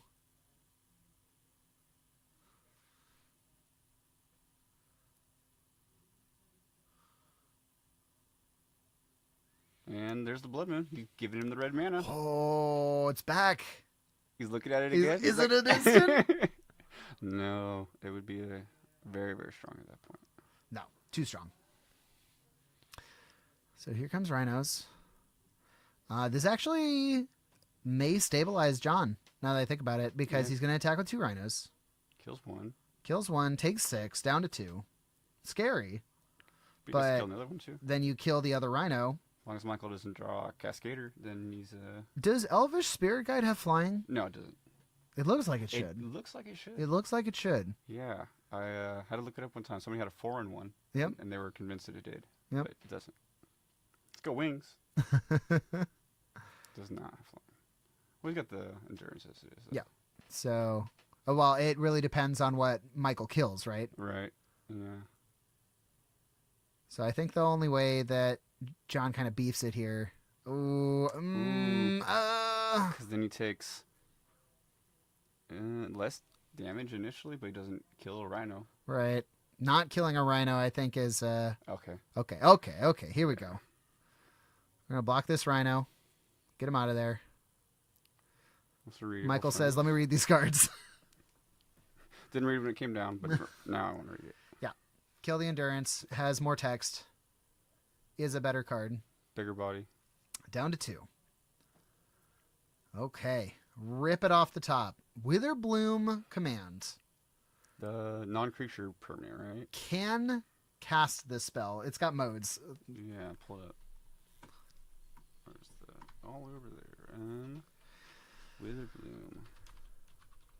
It's a... you get a land black? A land back? Right? Witherbloom command. There it is. You get 2 modes on this card, right? It's a sorcery. Yeah, choose 2. Target player mills 3 cards, then you return a land from your graveyard to your hand. Yep. Destroy target non-creature, non-land permanent, value 2 or less. Okay. -3/-1 until end of turn, and drain for 2. Okay. So... relevant. So I think he casts Molten Collapse. That's got to be the turn. Definitely. Because he doesn't have any relevant lands in the grave to get back, right? I mean, yeah, they're all mountains, right? So Blood Moon is out. because if he casts, he has to use his Mox Diamond for one of these spells, for either one of these spells, because he's only got 1 red pip in the 4 that he needs to cast. Right. So this has to be Molten Collapse, or this is the game. Others, yeah.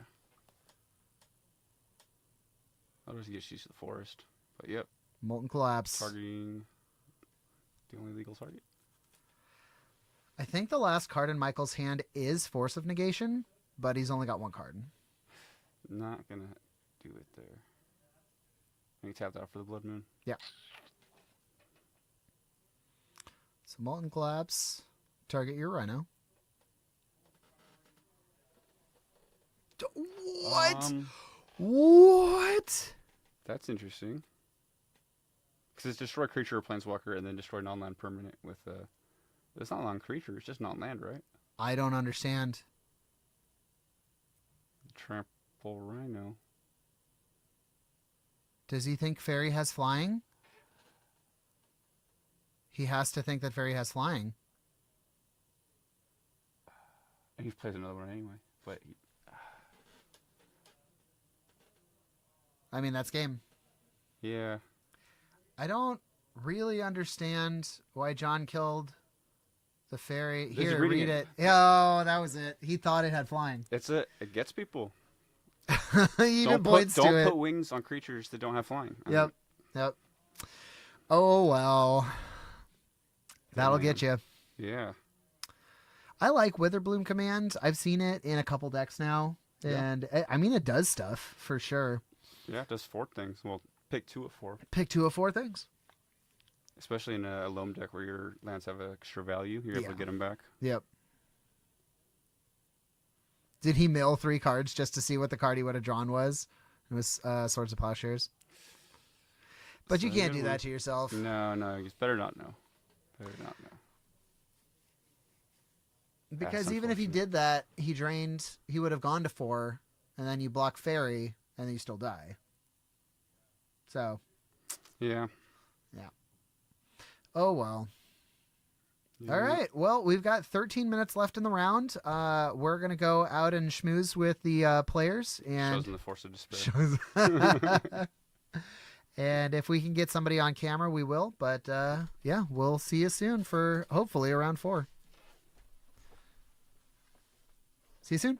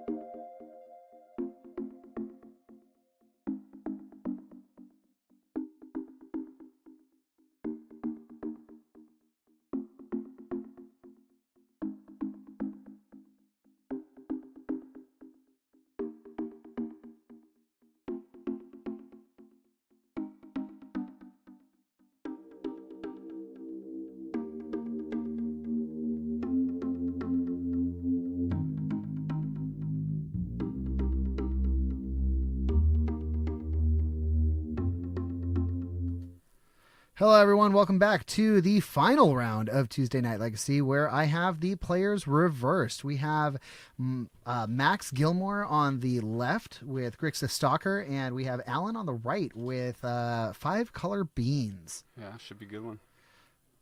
So both of these very high-level players. We did see Alan in round 1, but we have him coming back. He did pretty well in the other 2 rounds. And yeah, we have Max back on camera. He is usually on our cameras on streams. Max doing pretty well with his decks. Yeah, good player. Do you want to tell the chat about the Stalker? The Stalker? Stalker. Do you know what he does? Yeah, it's a 1 black mana for a 1/1 with Menace, and you get to descend at the end of turn, or if you have descended. You get a 1/1 counter, and you can pay 3 to sack it and give a creature -X/-X, where X is its power.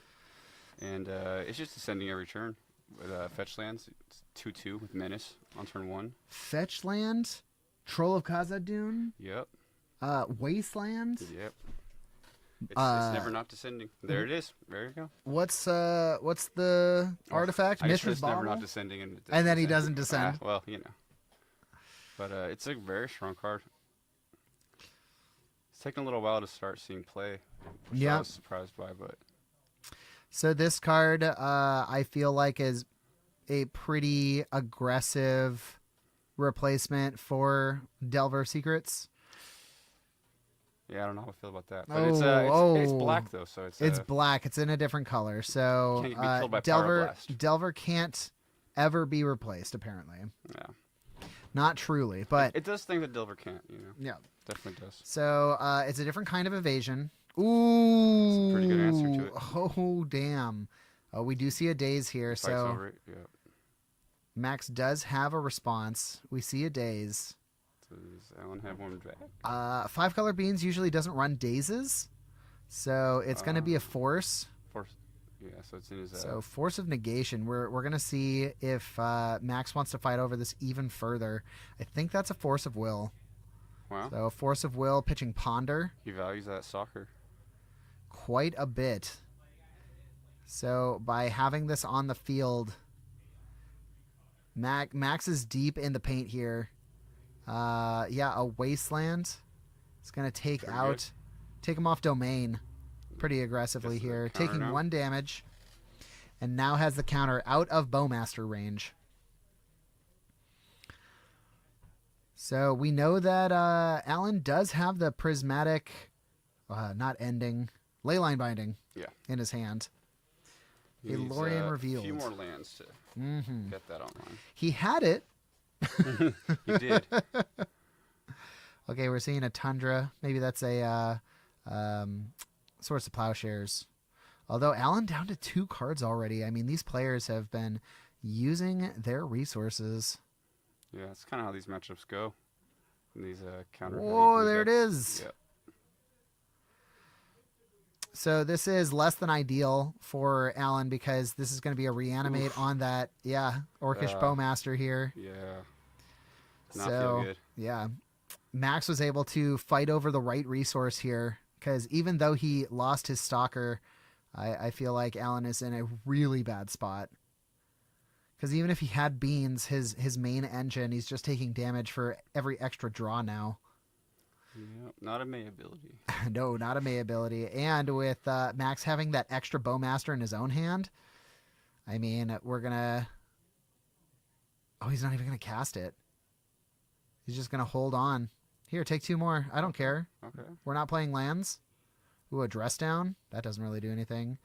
Ooh, Alan's got 2 Brainstorms. Yeah, we can Dress Down and then Brainstorm, right? He doesn't have the other lands. Yeah. At least you don't get pinged off of the draw, right? Yep. So it's already on the field. But yeah. A Drown in the Lock. Oh, Drown in the Lock is a... That is a counter spell. Yeah, it's a good card. Wow, this is rough. And Stalker again. Max with a commanding board presence here. You got the Stalker, even though it's only a 1/1. Here's another Dress Down. Double Dress Down. It says, okay. Oof. Am I gonna put this? No. He still has the counter on the. He doesn't respond, so yeah. I mean, there's no real point in putting it in play. What, you have a 2/2, and then both of your creatures can die? Yeah. All right, this is the big turn. Probably start with a brainstorm. Draw some cards. Oh, there's beans. I don't know what that third one was. I saw beans, Lorien revealed. Can't quite tell what that last one is. But with all of these Bowmasters in play, I don't know if Max tipped his hand on that other Bowmaster, but Alan knows he wants to play something for 2. For 2 mana, which is Bowmaster. What else are you playing as Bowmaster? Yeah. Not beans. Not beans.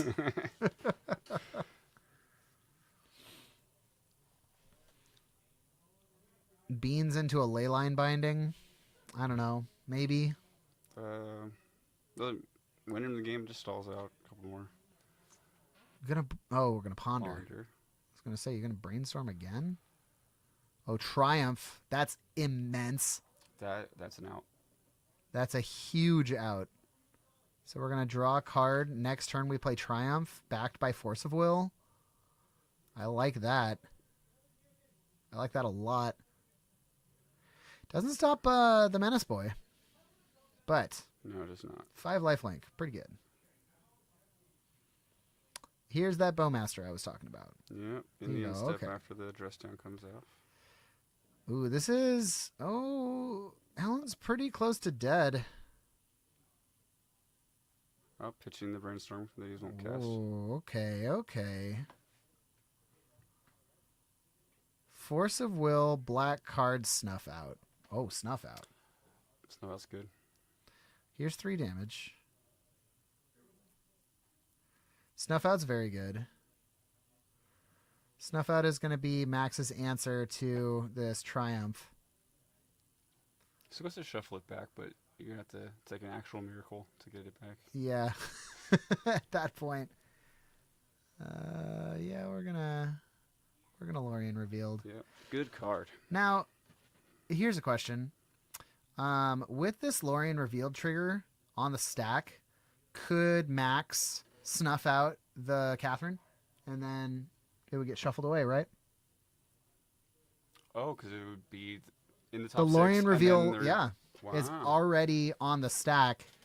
I think that would be a pretty good move. I don't know if that's a misplay per se by Max. I mean, like, he's got so much advantage here, but it could theoretically, with only 1 card in Alan's hand and basically almost tapped out, like, yeah, I don't know. I think that might have been a maybe he nail wants in to the coffin. hard cast it. Maybe he doesn't want to pay the 4 life.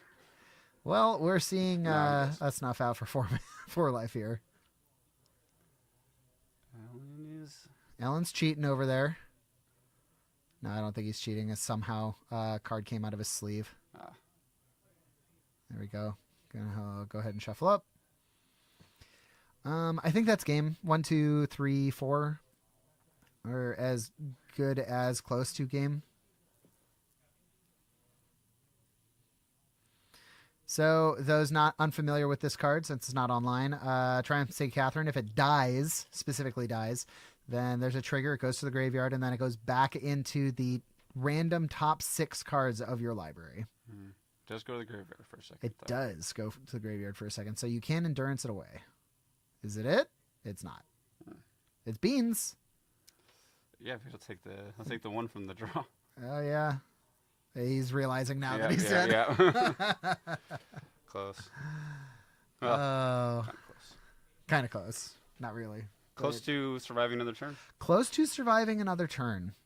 A surprisingly oppressive showing from Grixis Stalker. Oh, there's your Bowmaster back. It's good that they have different colored sleeves. Definitely, yeah. Because they both play the same card. It's so interesting because I feel like Beans is kind of like an oppressive deck in the format. You know, like it is very good. Yeah, they just overwhelm you as fast as they can. But all of these low to the ground decks that Alan has been playing against tonight is just no good. Yeah. At least on camera. One mana creatures win games. I don't know if I bring in. Well, you got Bowmaster, so That's always a good play, right? You bring in the Phyrexian engineer that can, or the plague engineer. Plague engineer, yes. Kills Bowmaster's dead. Yeah, kill the. You call orc, right? And kills orc. both. Yep. A clean answer to all of that pinging. Yep. Yeah, plague engineer, good card, very good card. Oh, don't I know it? I bet you do. Yeah. Once you have 2 plague engineers on Goblin, that's pretty much it. Nothing survival. You have any goblins that are over 2 toughness? Muxus? Oh, okay. Then you can look at all the other ones that are gonna die. That all go straight to the grave. I think got that's about it. I had exactly that situation come up the other day. For whatever reason, this reanimator player was on Elishnorn as the white. Oh, -2/-2. Yeah. Oh, yeah, that'll do it. The Haymaker. You don't see that one. No. As often as the other one. They had it both games. Going, okay, well, I guess I wasn't winning this one. No.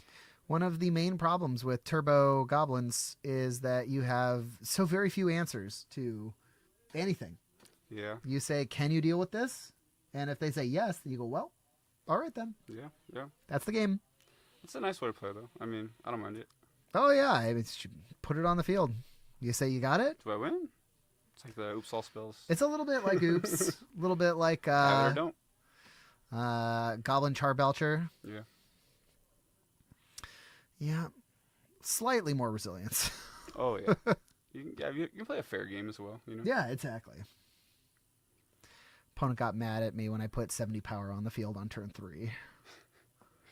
That's it's a little too much. Maybe. I mean, nothing. There's no kill like overkill. They can concede at any point. It's true. You don't have to watch me go through all of this. No, but if you want to. My wins are usually a lot quicker than that. It's just 8-8. 8-8. Temporal Mastery, 8-8. Yep. Or a Brazen Borrower, you know. Oh, thank you, Jen. I appreciate that. We do our best over here.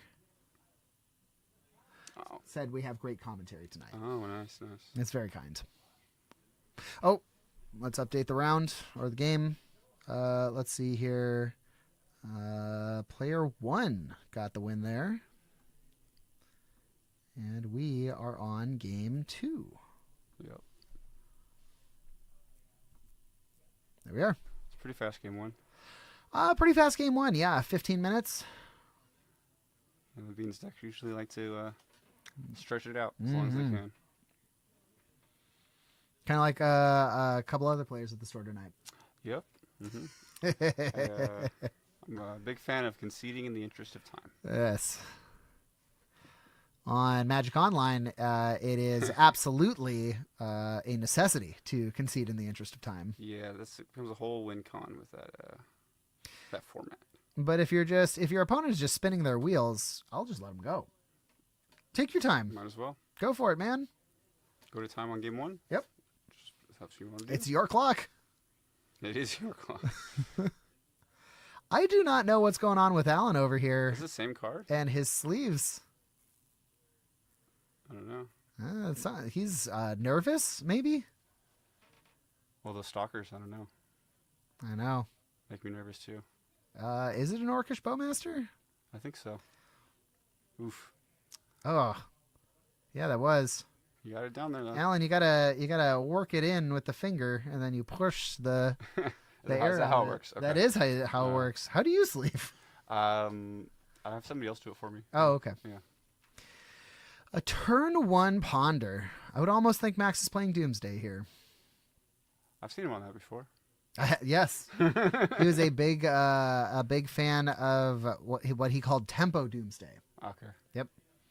Where I think he did exactly what you were doing, actually, winning the game over a couple turns with a Murktide Regent, if he wanted to. Yeah.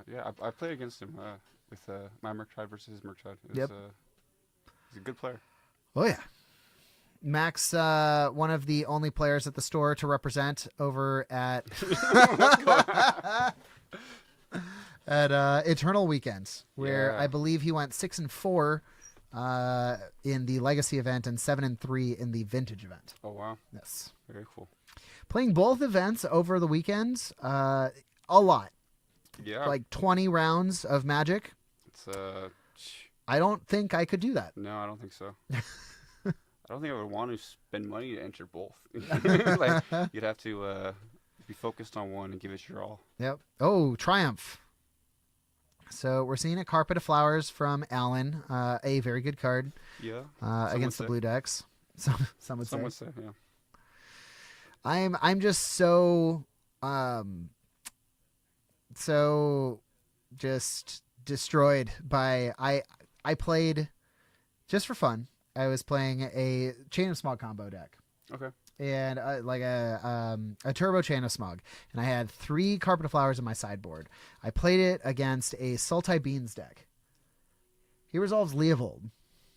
I can't do anything about it. Okay. Carpet's not a May. So Carpet says... Oh, you get the mana. Then you get mana for target opponent. And you can do it twice a turn if you use the mana or if you don't use the mana. So Carpet of Flowers with a Leovold on field, they're drawing cards every turn. Yeah. Yep. Where's your Bowmaster? You can't stop it. Pre-Bowmaster era. No, it was like 2 weeks ago. Oh, okay. I just didn't have Bowmasters. Yeah, that's fair. In my hand. It was bad. So now yeah, it doesn't sound very good. Now I am just Carpet of Flowers makes me upset. I'm not a fan myself. No, I can't say I am. The mono blue player, not a fan of Carpet of Flowers. Who would have thought? Yeah, I just won't play my lands once that comes down. I don't know. Oh, okay. So Triumph didn't resolve because of days. Right. Because Carpet of Flower mana you don't get until main phase. Right. Alan cheating a little bit here, trying to fetch up 2 lands with his 1 Misty Rainforest. Yeah, didn't pull it off though. Nope. We were able to tell. We love you, Alan. It's okay. Gotta give him props for trying. Yeah. Untap a solid amount of mana here. 1, 2, 3, 4, 5. Can cast 4th Aerolingus for 3. That he could. That's what they do, right? That's what Beans does? It's one of the things they do. They do a lot of things. They do a lot of things. Cast Uro, cast 4th Aerolingus. Uro, so good. What else? Leyline Binding. Mm-hmm. Did they do the Sharknado? I don't know if they do it here. I know the modern version was before it got banned. They were running sharks and. Wait, the shark got banned? No, the beans. Got banned. Beans got banned. Yeah. No, the shark doesn't see play anymore. So. Yeah. Unfortunate. I like shark. So good. Cycling is an ability. You can't counter it. Well, now, this I love. This is, I think, the only reason this card isn't banned in the format right now. Orcish Bowmaster kills Orcish Bowmaster. It's fair. So if they have an Orcish Bowmaster, you get rid of it. Totally fair.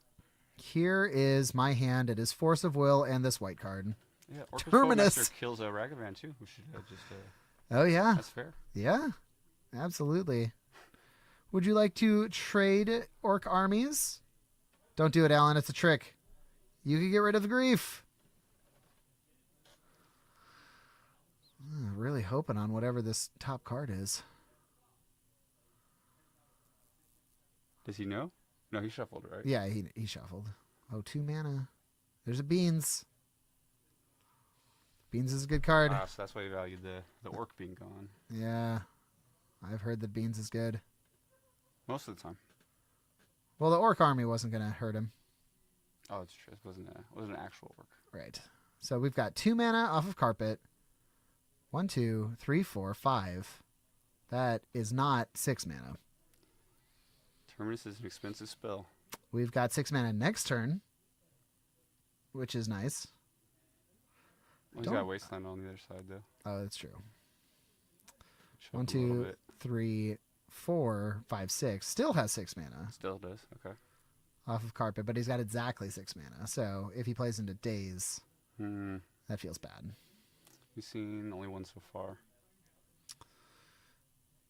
It's also very tough the way that Max holds his hand. Can't really see what he's got. Okay, there's a Delver, there's a Grief. Who plays Delver? Nice. I like griefing here. Yeah. Take the Terminus, and then like you're attacking for 6 each turn.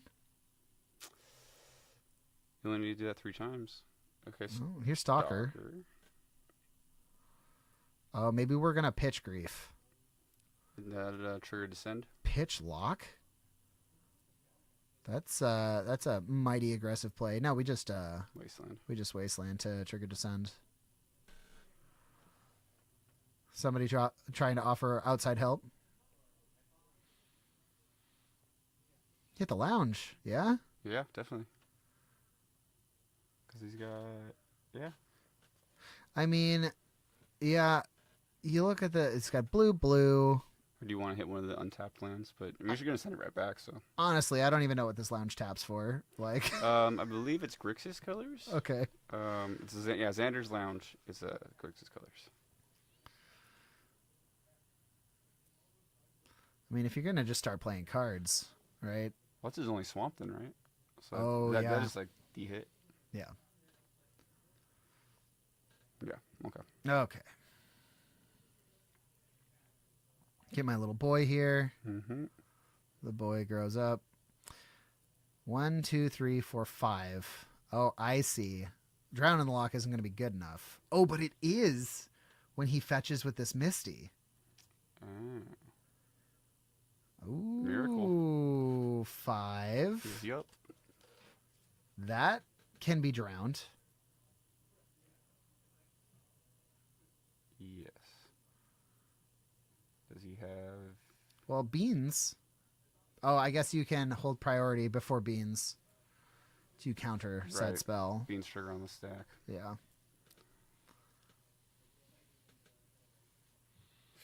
Yep. Beans trigger now. Beans trigger now. Okay. Finally cleared the hand of counter magic, even though Alan doesn't know that.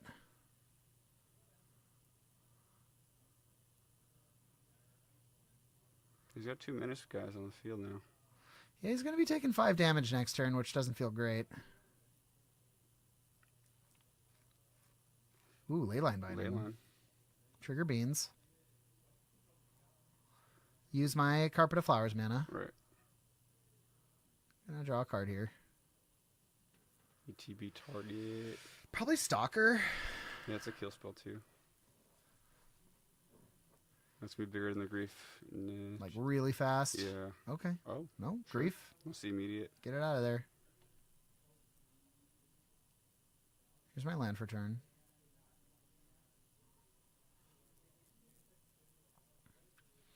So Delver, backup Grief. Bowmaster. Now I'm Max, and I know there's a Terminus. When do you don't cast this Bowmaster, right? He's ahead on board. You can just kind of stay where he's at, right? Yeah. And the sounds just starts beaning off, or I don't know what they call it. the bean off. Ooh, here we go. That's pretty good. Bowmaster. So wait, this isn't in response to anything? Oh, it was in response to the attack. Oh. Which is going to create another Bowmaster Orc token. Put 1 damage on it, and then you can... and we're going to decide to kill it instead. Double block. Okay. We could have done the same thing with the Grief, I guess. And so this fizzles the Orc. So we do this all the time in Goblins, where people try to kill like a Skirk Prospector. If you sacrifice it and remove the target, then the ability can't resolve, and they don't get to amass. Oh, it's probably better to put the Grief in exile so he can't reanimate it, right? Ooh, yeah, true. I was trying to think of what benefit there was there.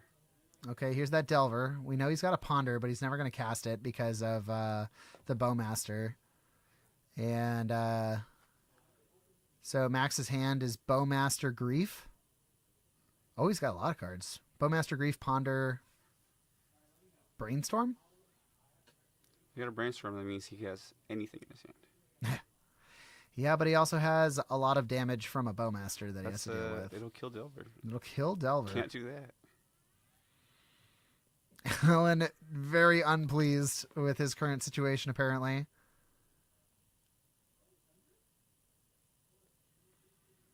I wish we knew what these cards were. But Alan, playing his cards very close to the chest, decides to pass. He's a good poker player. Let me take a look at this card. Does this flip my Delver? Oh! Okay. Offers it. Takes it. Here's Wasteland. Here's Grief. Yep. Oh, crack. And then Hardcast Force of Will. Hardcast Force of Will. You know, he just might. Good. Boom! Nice. Let me draw a card to replace this counterspell. Max with no counter magic in hand. Yep. Sugar beans. Counter that spell. Doesn't have to pay the 1 life. All right. Alan, very pleased. He now gets to go into a fresh turn. You always feel good hardcasting Force of Will. Oh, yeah. When you get in that position, too, I mean. And he passes. Yeah. Some reactive spells, maybe. I think we want to see 4th Aerolingus here. Oh, yeah. That just closes out. We're going to pay a bunch of mana. This one. Brainstorm. Let me hide some stuff. Double Brainstorm. Is that a daze? No. He's putting the Terminus back. Yeah, of course. Of course you put the Terminus. It's free, right? I mean, get rid of the grief. Here. Carpet of Take a Flowers, Brainstorm. What do you want? Second carpet to the 4th. Brainstorm, yeah. Get a Brainstorm out of there. Here's Terminus. Definitely. Send him to the bottom. Oh, Maxie doesn't go to the graveyard. There you go. Draws a card. So now he has all of his Brainstorm cards back, right? So that's a Lorien revealed. So you just draw a shit ton of cards here, right? Yeah, hardcast that one too. Use your carpet. So I would play... I think what you do here is play carpet, pass to second main phase, and then cast Lorien revealed. It's so crazy. It works on both phases. Well, he's tapping a lot of mana. Maybe the colors are important. Oh, we're just jamming it. Draw off of beans. Oh, another one. 2, 3. There's a beans. That deck. Play your carpet, Alan. That's a fetch now. It's so much mana. Okay, whatever. I don't even want to play beans. Oh, he doesn't want to deck it out, right? There's a Murktide Regent. That's a big boy. It's 8/8 for 2. Full value. Oh, 7/7. Well, I don't know what the point of that is. Maybe he doesn't have enough. Maybe not. He lets it resolve? Oh, he's got the Terminus Brainstorm. Right. I don't care. Those spells are gone. What? Is that a 3rd Terminus? Yeah, he's still got one in his hand still, right? I thought he did. Maybe we missed when he brainstormed? Because he just flipped off top. It's not like he... Yeah, he just flipped it. He knew it was there. All right, here's beans. We're tapping mana for some reason. He did draw a lot of cards. Like, I couldn't keep an eye on all of them. 2 mana. Okay. We finally figured it out to get the second carpet in play. I see he's got Terminus in his hand still. 3 Terminus. Yeah. I guess when you're in the second board, or the sideboard, postboard, thank you. Then you get to play all of your Terminuses. Response. Brainstorm. Brainstorm. Bowmaster. Do you jam Bowmaster or do you swords this thing? Oh, there goes Alan cheating again. I mean, you want to get that Bowmaster down, right? But it's not a... Like, he's got Reanimate, I guess, is a thing. That's true. There's Bowmaster. Just decides, get it out of there. I feel like the win condition of Alan's 5-color beans is Bowmaster. I haven't seen any other threats. There hasn't been a single other threat. It's got to be Murktide Regent. Yeah, I mean, triggers the beans. Murktide Regent. I really hope he has like at least one 4th Erlingus. Yeah, that's the main one. Okay. I was gonna say at this point, Max was pretty buried in advantage. Yeah. Alan's gonna have to discard the hand size soon. Like 2 beans in hand or in play. Yep. A Bowmaster on the field to kind of hinder your ability to filter through your deck, and then everything else is just really low to the ground for Max's deck. Grief can't dig you out of that. Yeah. The deck can get on top of you, but if it can't, it doesn't have that longevity, I guess. I don't think I thought I just saw a Null Rod in Max's deck. For what? I don't know. Ooh. Taking out the... yeah, see? There's the Null Rod. Huh. Was he... It must be his sideboard. Okay, maybe. Yeah. I don't think Alan's got... anything. An unlicensed Hearst. That looked like a powder keg coming out. Unlicensed Hearst is cool. Unlicensed Hearst is cool. Yep, there's a powder keg. It's a lot of cards going really quick. Do you take out the snuff outs? He took them out. I mean, it's valid targets. I don't know. I feel like there's valid targets for everything except Orcish Bowmaster. Yeah. Well, that's the only thing we've seen, though. That's true. Well, Triumph. Oh, that's right. Triumphs, too. Yeah. I don't know. Stuff out's just great. 0 mana spells. Mm-hmm. Pauper legal. What is? Snuff out. Oh. That's true. Yeah, it is. I put him in my fairies deck. Yeah. Yeah. As you should, if you're on the Demir one. Yep. It's not as... I don't think it's as good in Pauper as it is here. There's a lot of black in the meta. There is a lot of black. I played mono black for a little bit. It's a good deck. Yep. Right now they're doing more like a Go Gary twist on it. Oh, okay. For Does it still Hunter. use Gary? No. It's just mono black control with Avenging Hunter. That's the win con. Gotcha. The initiative. Love the initiative. Great mechanic. Absolutely. Best thing to be added to Magic the Gathering in recent history. Yep. Speaking of which, if you like to play Magic the Gathering, we do have that tournament coming up this coming Sunday.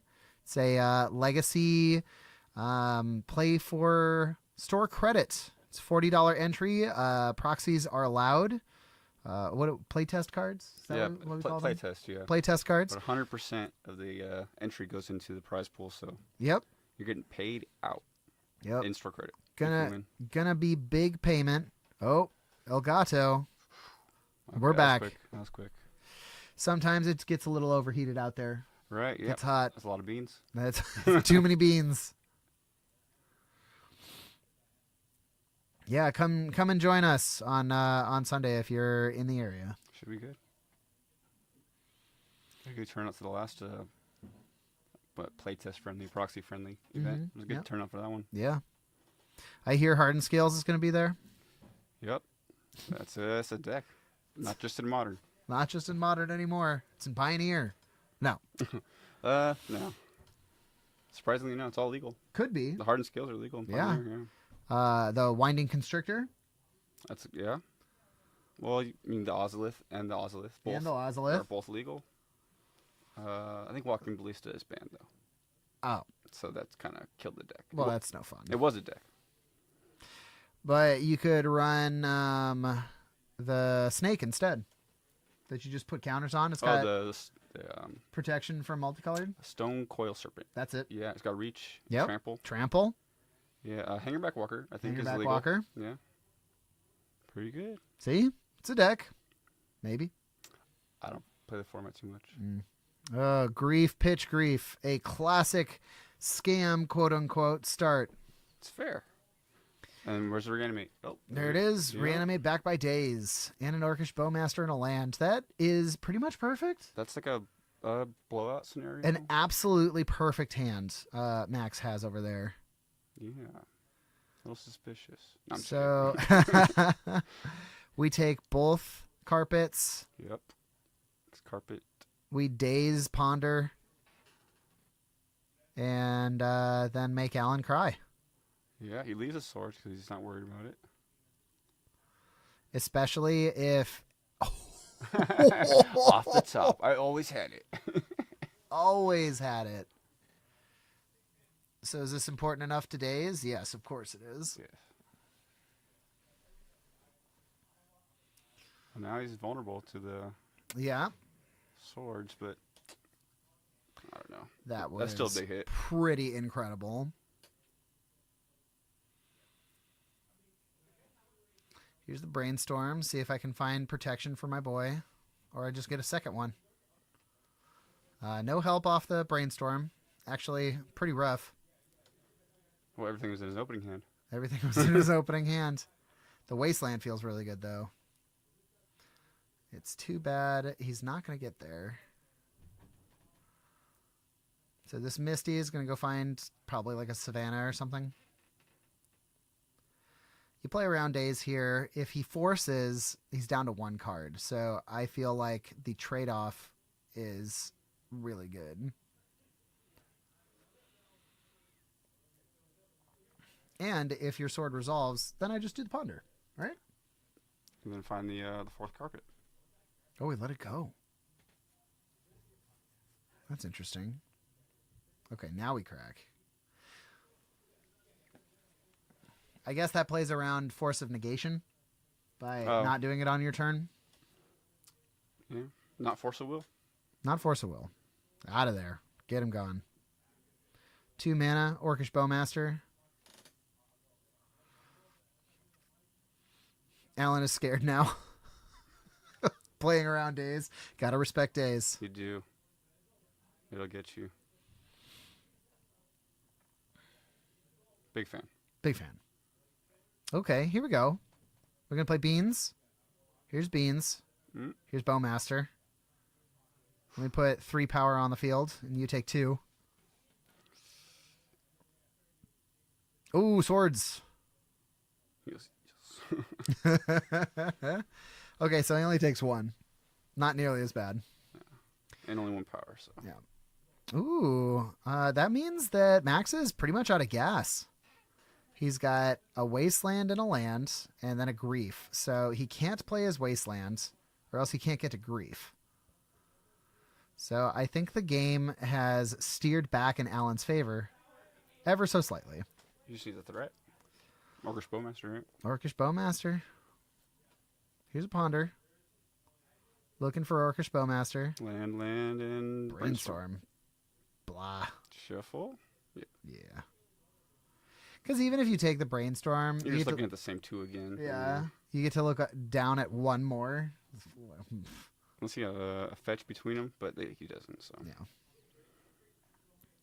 Love Lore and Reveal. That's another way to add a shuffle effect. We sure. got a land drops.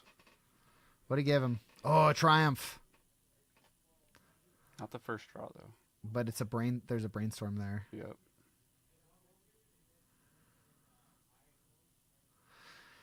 So everything's okay.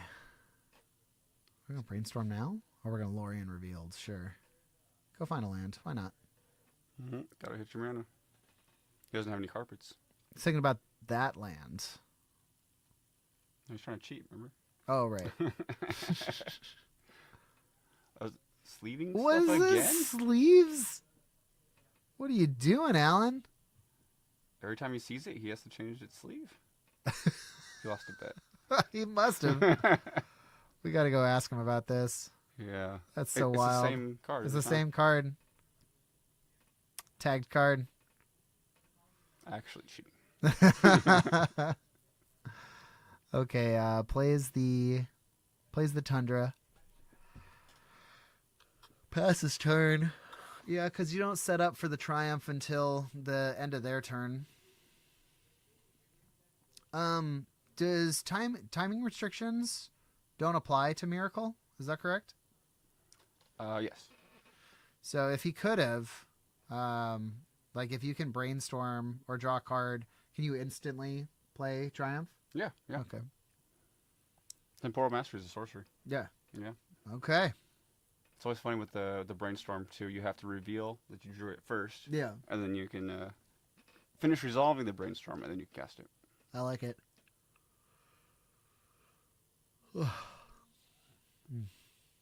Looking through the yard.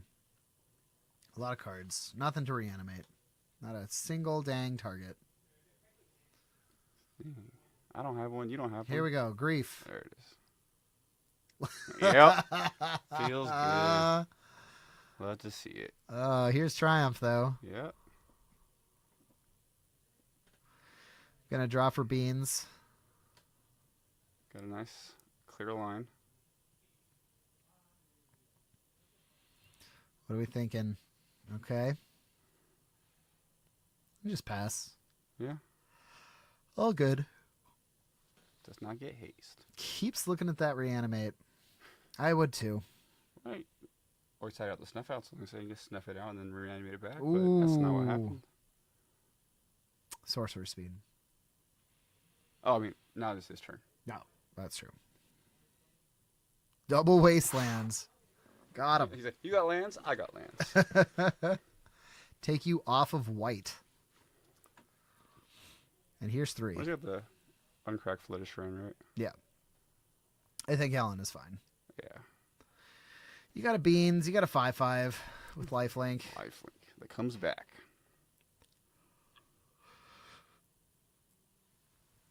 Yep. Here's 5. 14/14. Ooh, that evened it up really quick. Oh, here's some counter magic. Can't beans, but can hit you. You don't not hit him there. I mean, Yeah. You can't hold it back and then like have him gain 5. no. So You only got 4 power to block a 5/5. I think that officially puts him out of range. Yeah. Oh, Alan does. We are.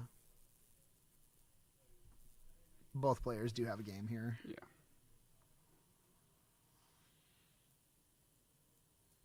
Crack the Misty instead of the Flooded Strand. Maybe he's got a Fourth? basic planes in there or something. I don't know I don't know. what the benefit of that is. Ooh. Oh, Mystic Sanctuary.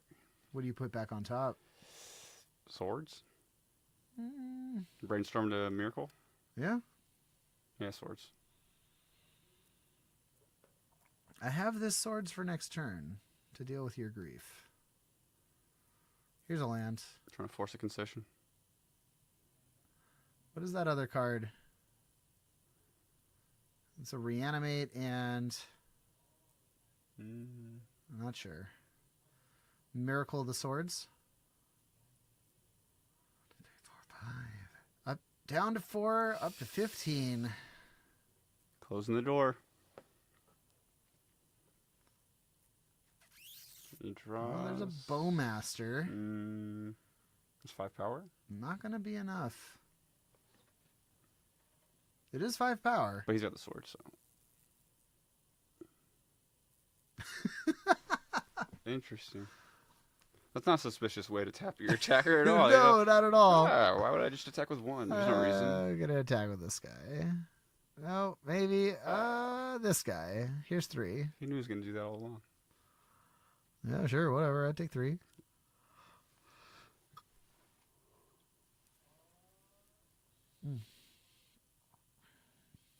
Maybe Max plays Snuff Out, goes out on his own terms. You can't pay the 4 if you have the 4. But he sided it out. Oh, he sided it out. You're right. Rough. It's a nice planes. So you're right. He did have the planes. Okay. Swords on the blocker. And now I Bowmaster. And he goes, okay. You gain some life at least, you know. Yep. Sword is not completely broken.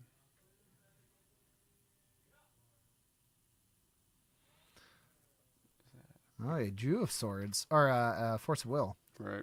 Does he have the blue card, though? Now they both have a Force of Will in their hand.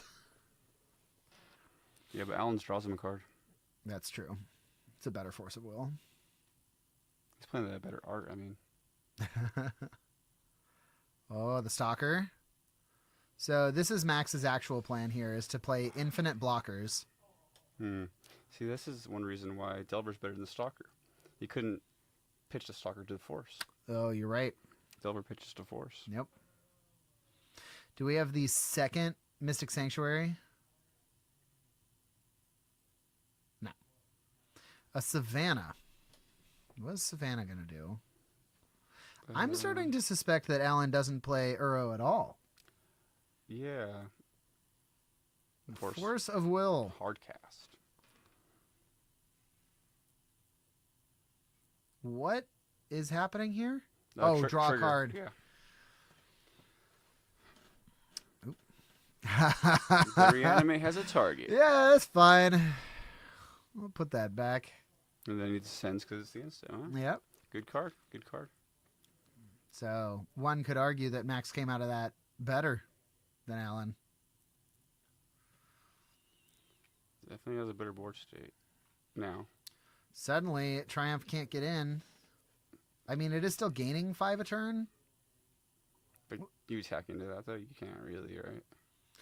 So what? He plays this Bowmaster in his hand. Kills the other Bowmaster? Other Bowmaster. Because Max just throws this Orc under the bus. Unless he's going to try and kill it. I think I'll try to kill it. You try to kill it? If he shuffles back, but it's not guaranteed. He's only got 1 in hand. He's not going to be able to manipulate it again. Yeah. Oh, he's not. He has more than 1 in hand. It looked like 1. I apologize. Double block with my big creatures. We'll do the Triumph of St. Catherine trigger. Crazy card. What's that? Did that come out in? That was the Warhammer set. Warhammer. Okay. Interesting. Which is only Commander, and it's only in paper. Mm-hmm. So you can't even play it online. Interesting. It's a whole licensing issue. Okay, yeah. Like a sticker Goblin, you couldn't play online until for the longest time. Recently, it's the only Unfinity card in on Magic Online. Oh, just demand. I think so. Yeah, and it's a different rules text, right? Different rules text, even. Yep. It's all based around D20 rolling rather than sticker mechanic. Yeah, the randomness. I don't know. Can't plan out your turns better. Yeah. Here's a Force of Will. Hardcast. Hardcast. And the Pyroblast that we've been hanging on to for 20 turns. Going to kill the Bowmaster. Block the Orc token. Oh, you don't even block. You just attack. He's at 18. Oh, no! Elgato. Elgato. Yeah, I think in this scenario, with Max at 3, you just shoot him, untap, and attack. He doesn't want to lose an attacker by blocking. Exactly. Oh, we rolled it back. We did kill the Bowmaster. I mean, whatever. Here's Triumph. Yep. And draw for beans. Put that in play. Another Bowmaster. Oh, a second Bowmaster. Okay. And that's going to wrap it up. Yeah, good game. Right at the buzzer. Alan picks it up 2-0. Or 2-1. Yeah, 2-1. 2-1. The first one just went by so fast. Oh, yeah. Well, those were some grindy games, but Beans did what Beans does and continued to get Alan advantage where Max just tried to give Alan disadvantage. And I feel like when you try and play that way and try to take the advantage away from the advantage engine, never really works out for you. No, because you're at a disadvantage. Yeah, because you're spending resources where they're gaining resources. Yeah, it's crazy that the Beans can just fight through that many orcs. Oh, God. Doesn't even phase them. Orcish Bowmaster, Grief, don't care. Give me enough turns, it'll be fine. Yep. That's why you have to take multiple turns in a row. Yeah. It's the only way. Exactly. All right, everyone. Well, thank you for joining us on this Tuesday. We should be back. I can't remember if there is a 5th Tuesday in January. There is indeed. So we will be back on the 30th, and then we will be back on the 6th. So you'll get 2 days of streaming back to back. Nice. And we should be in having a really good time. So until next time, I've been Eugene. Yeah, I'm Jamison. Thanks for having me. And you're welcome. And we'll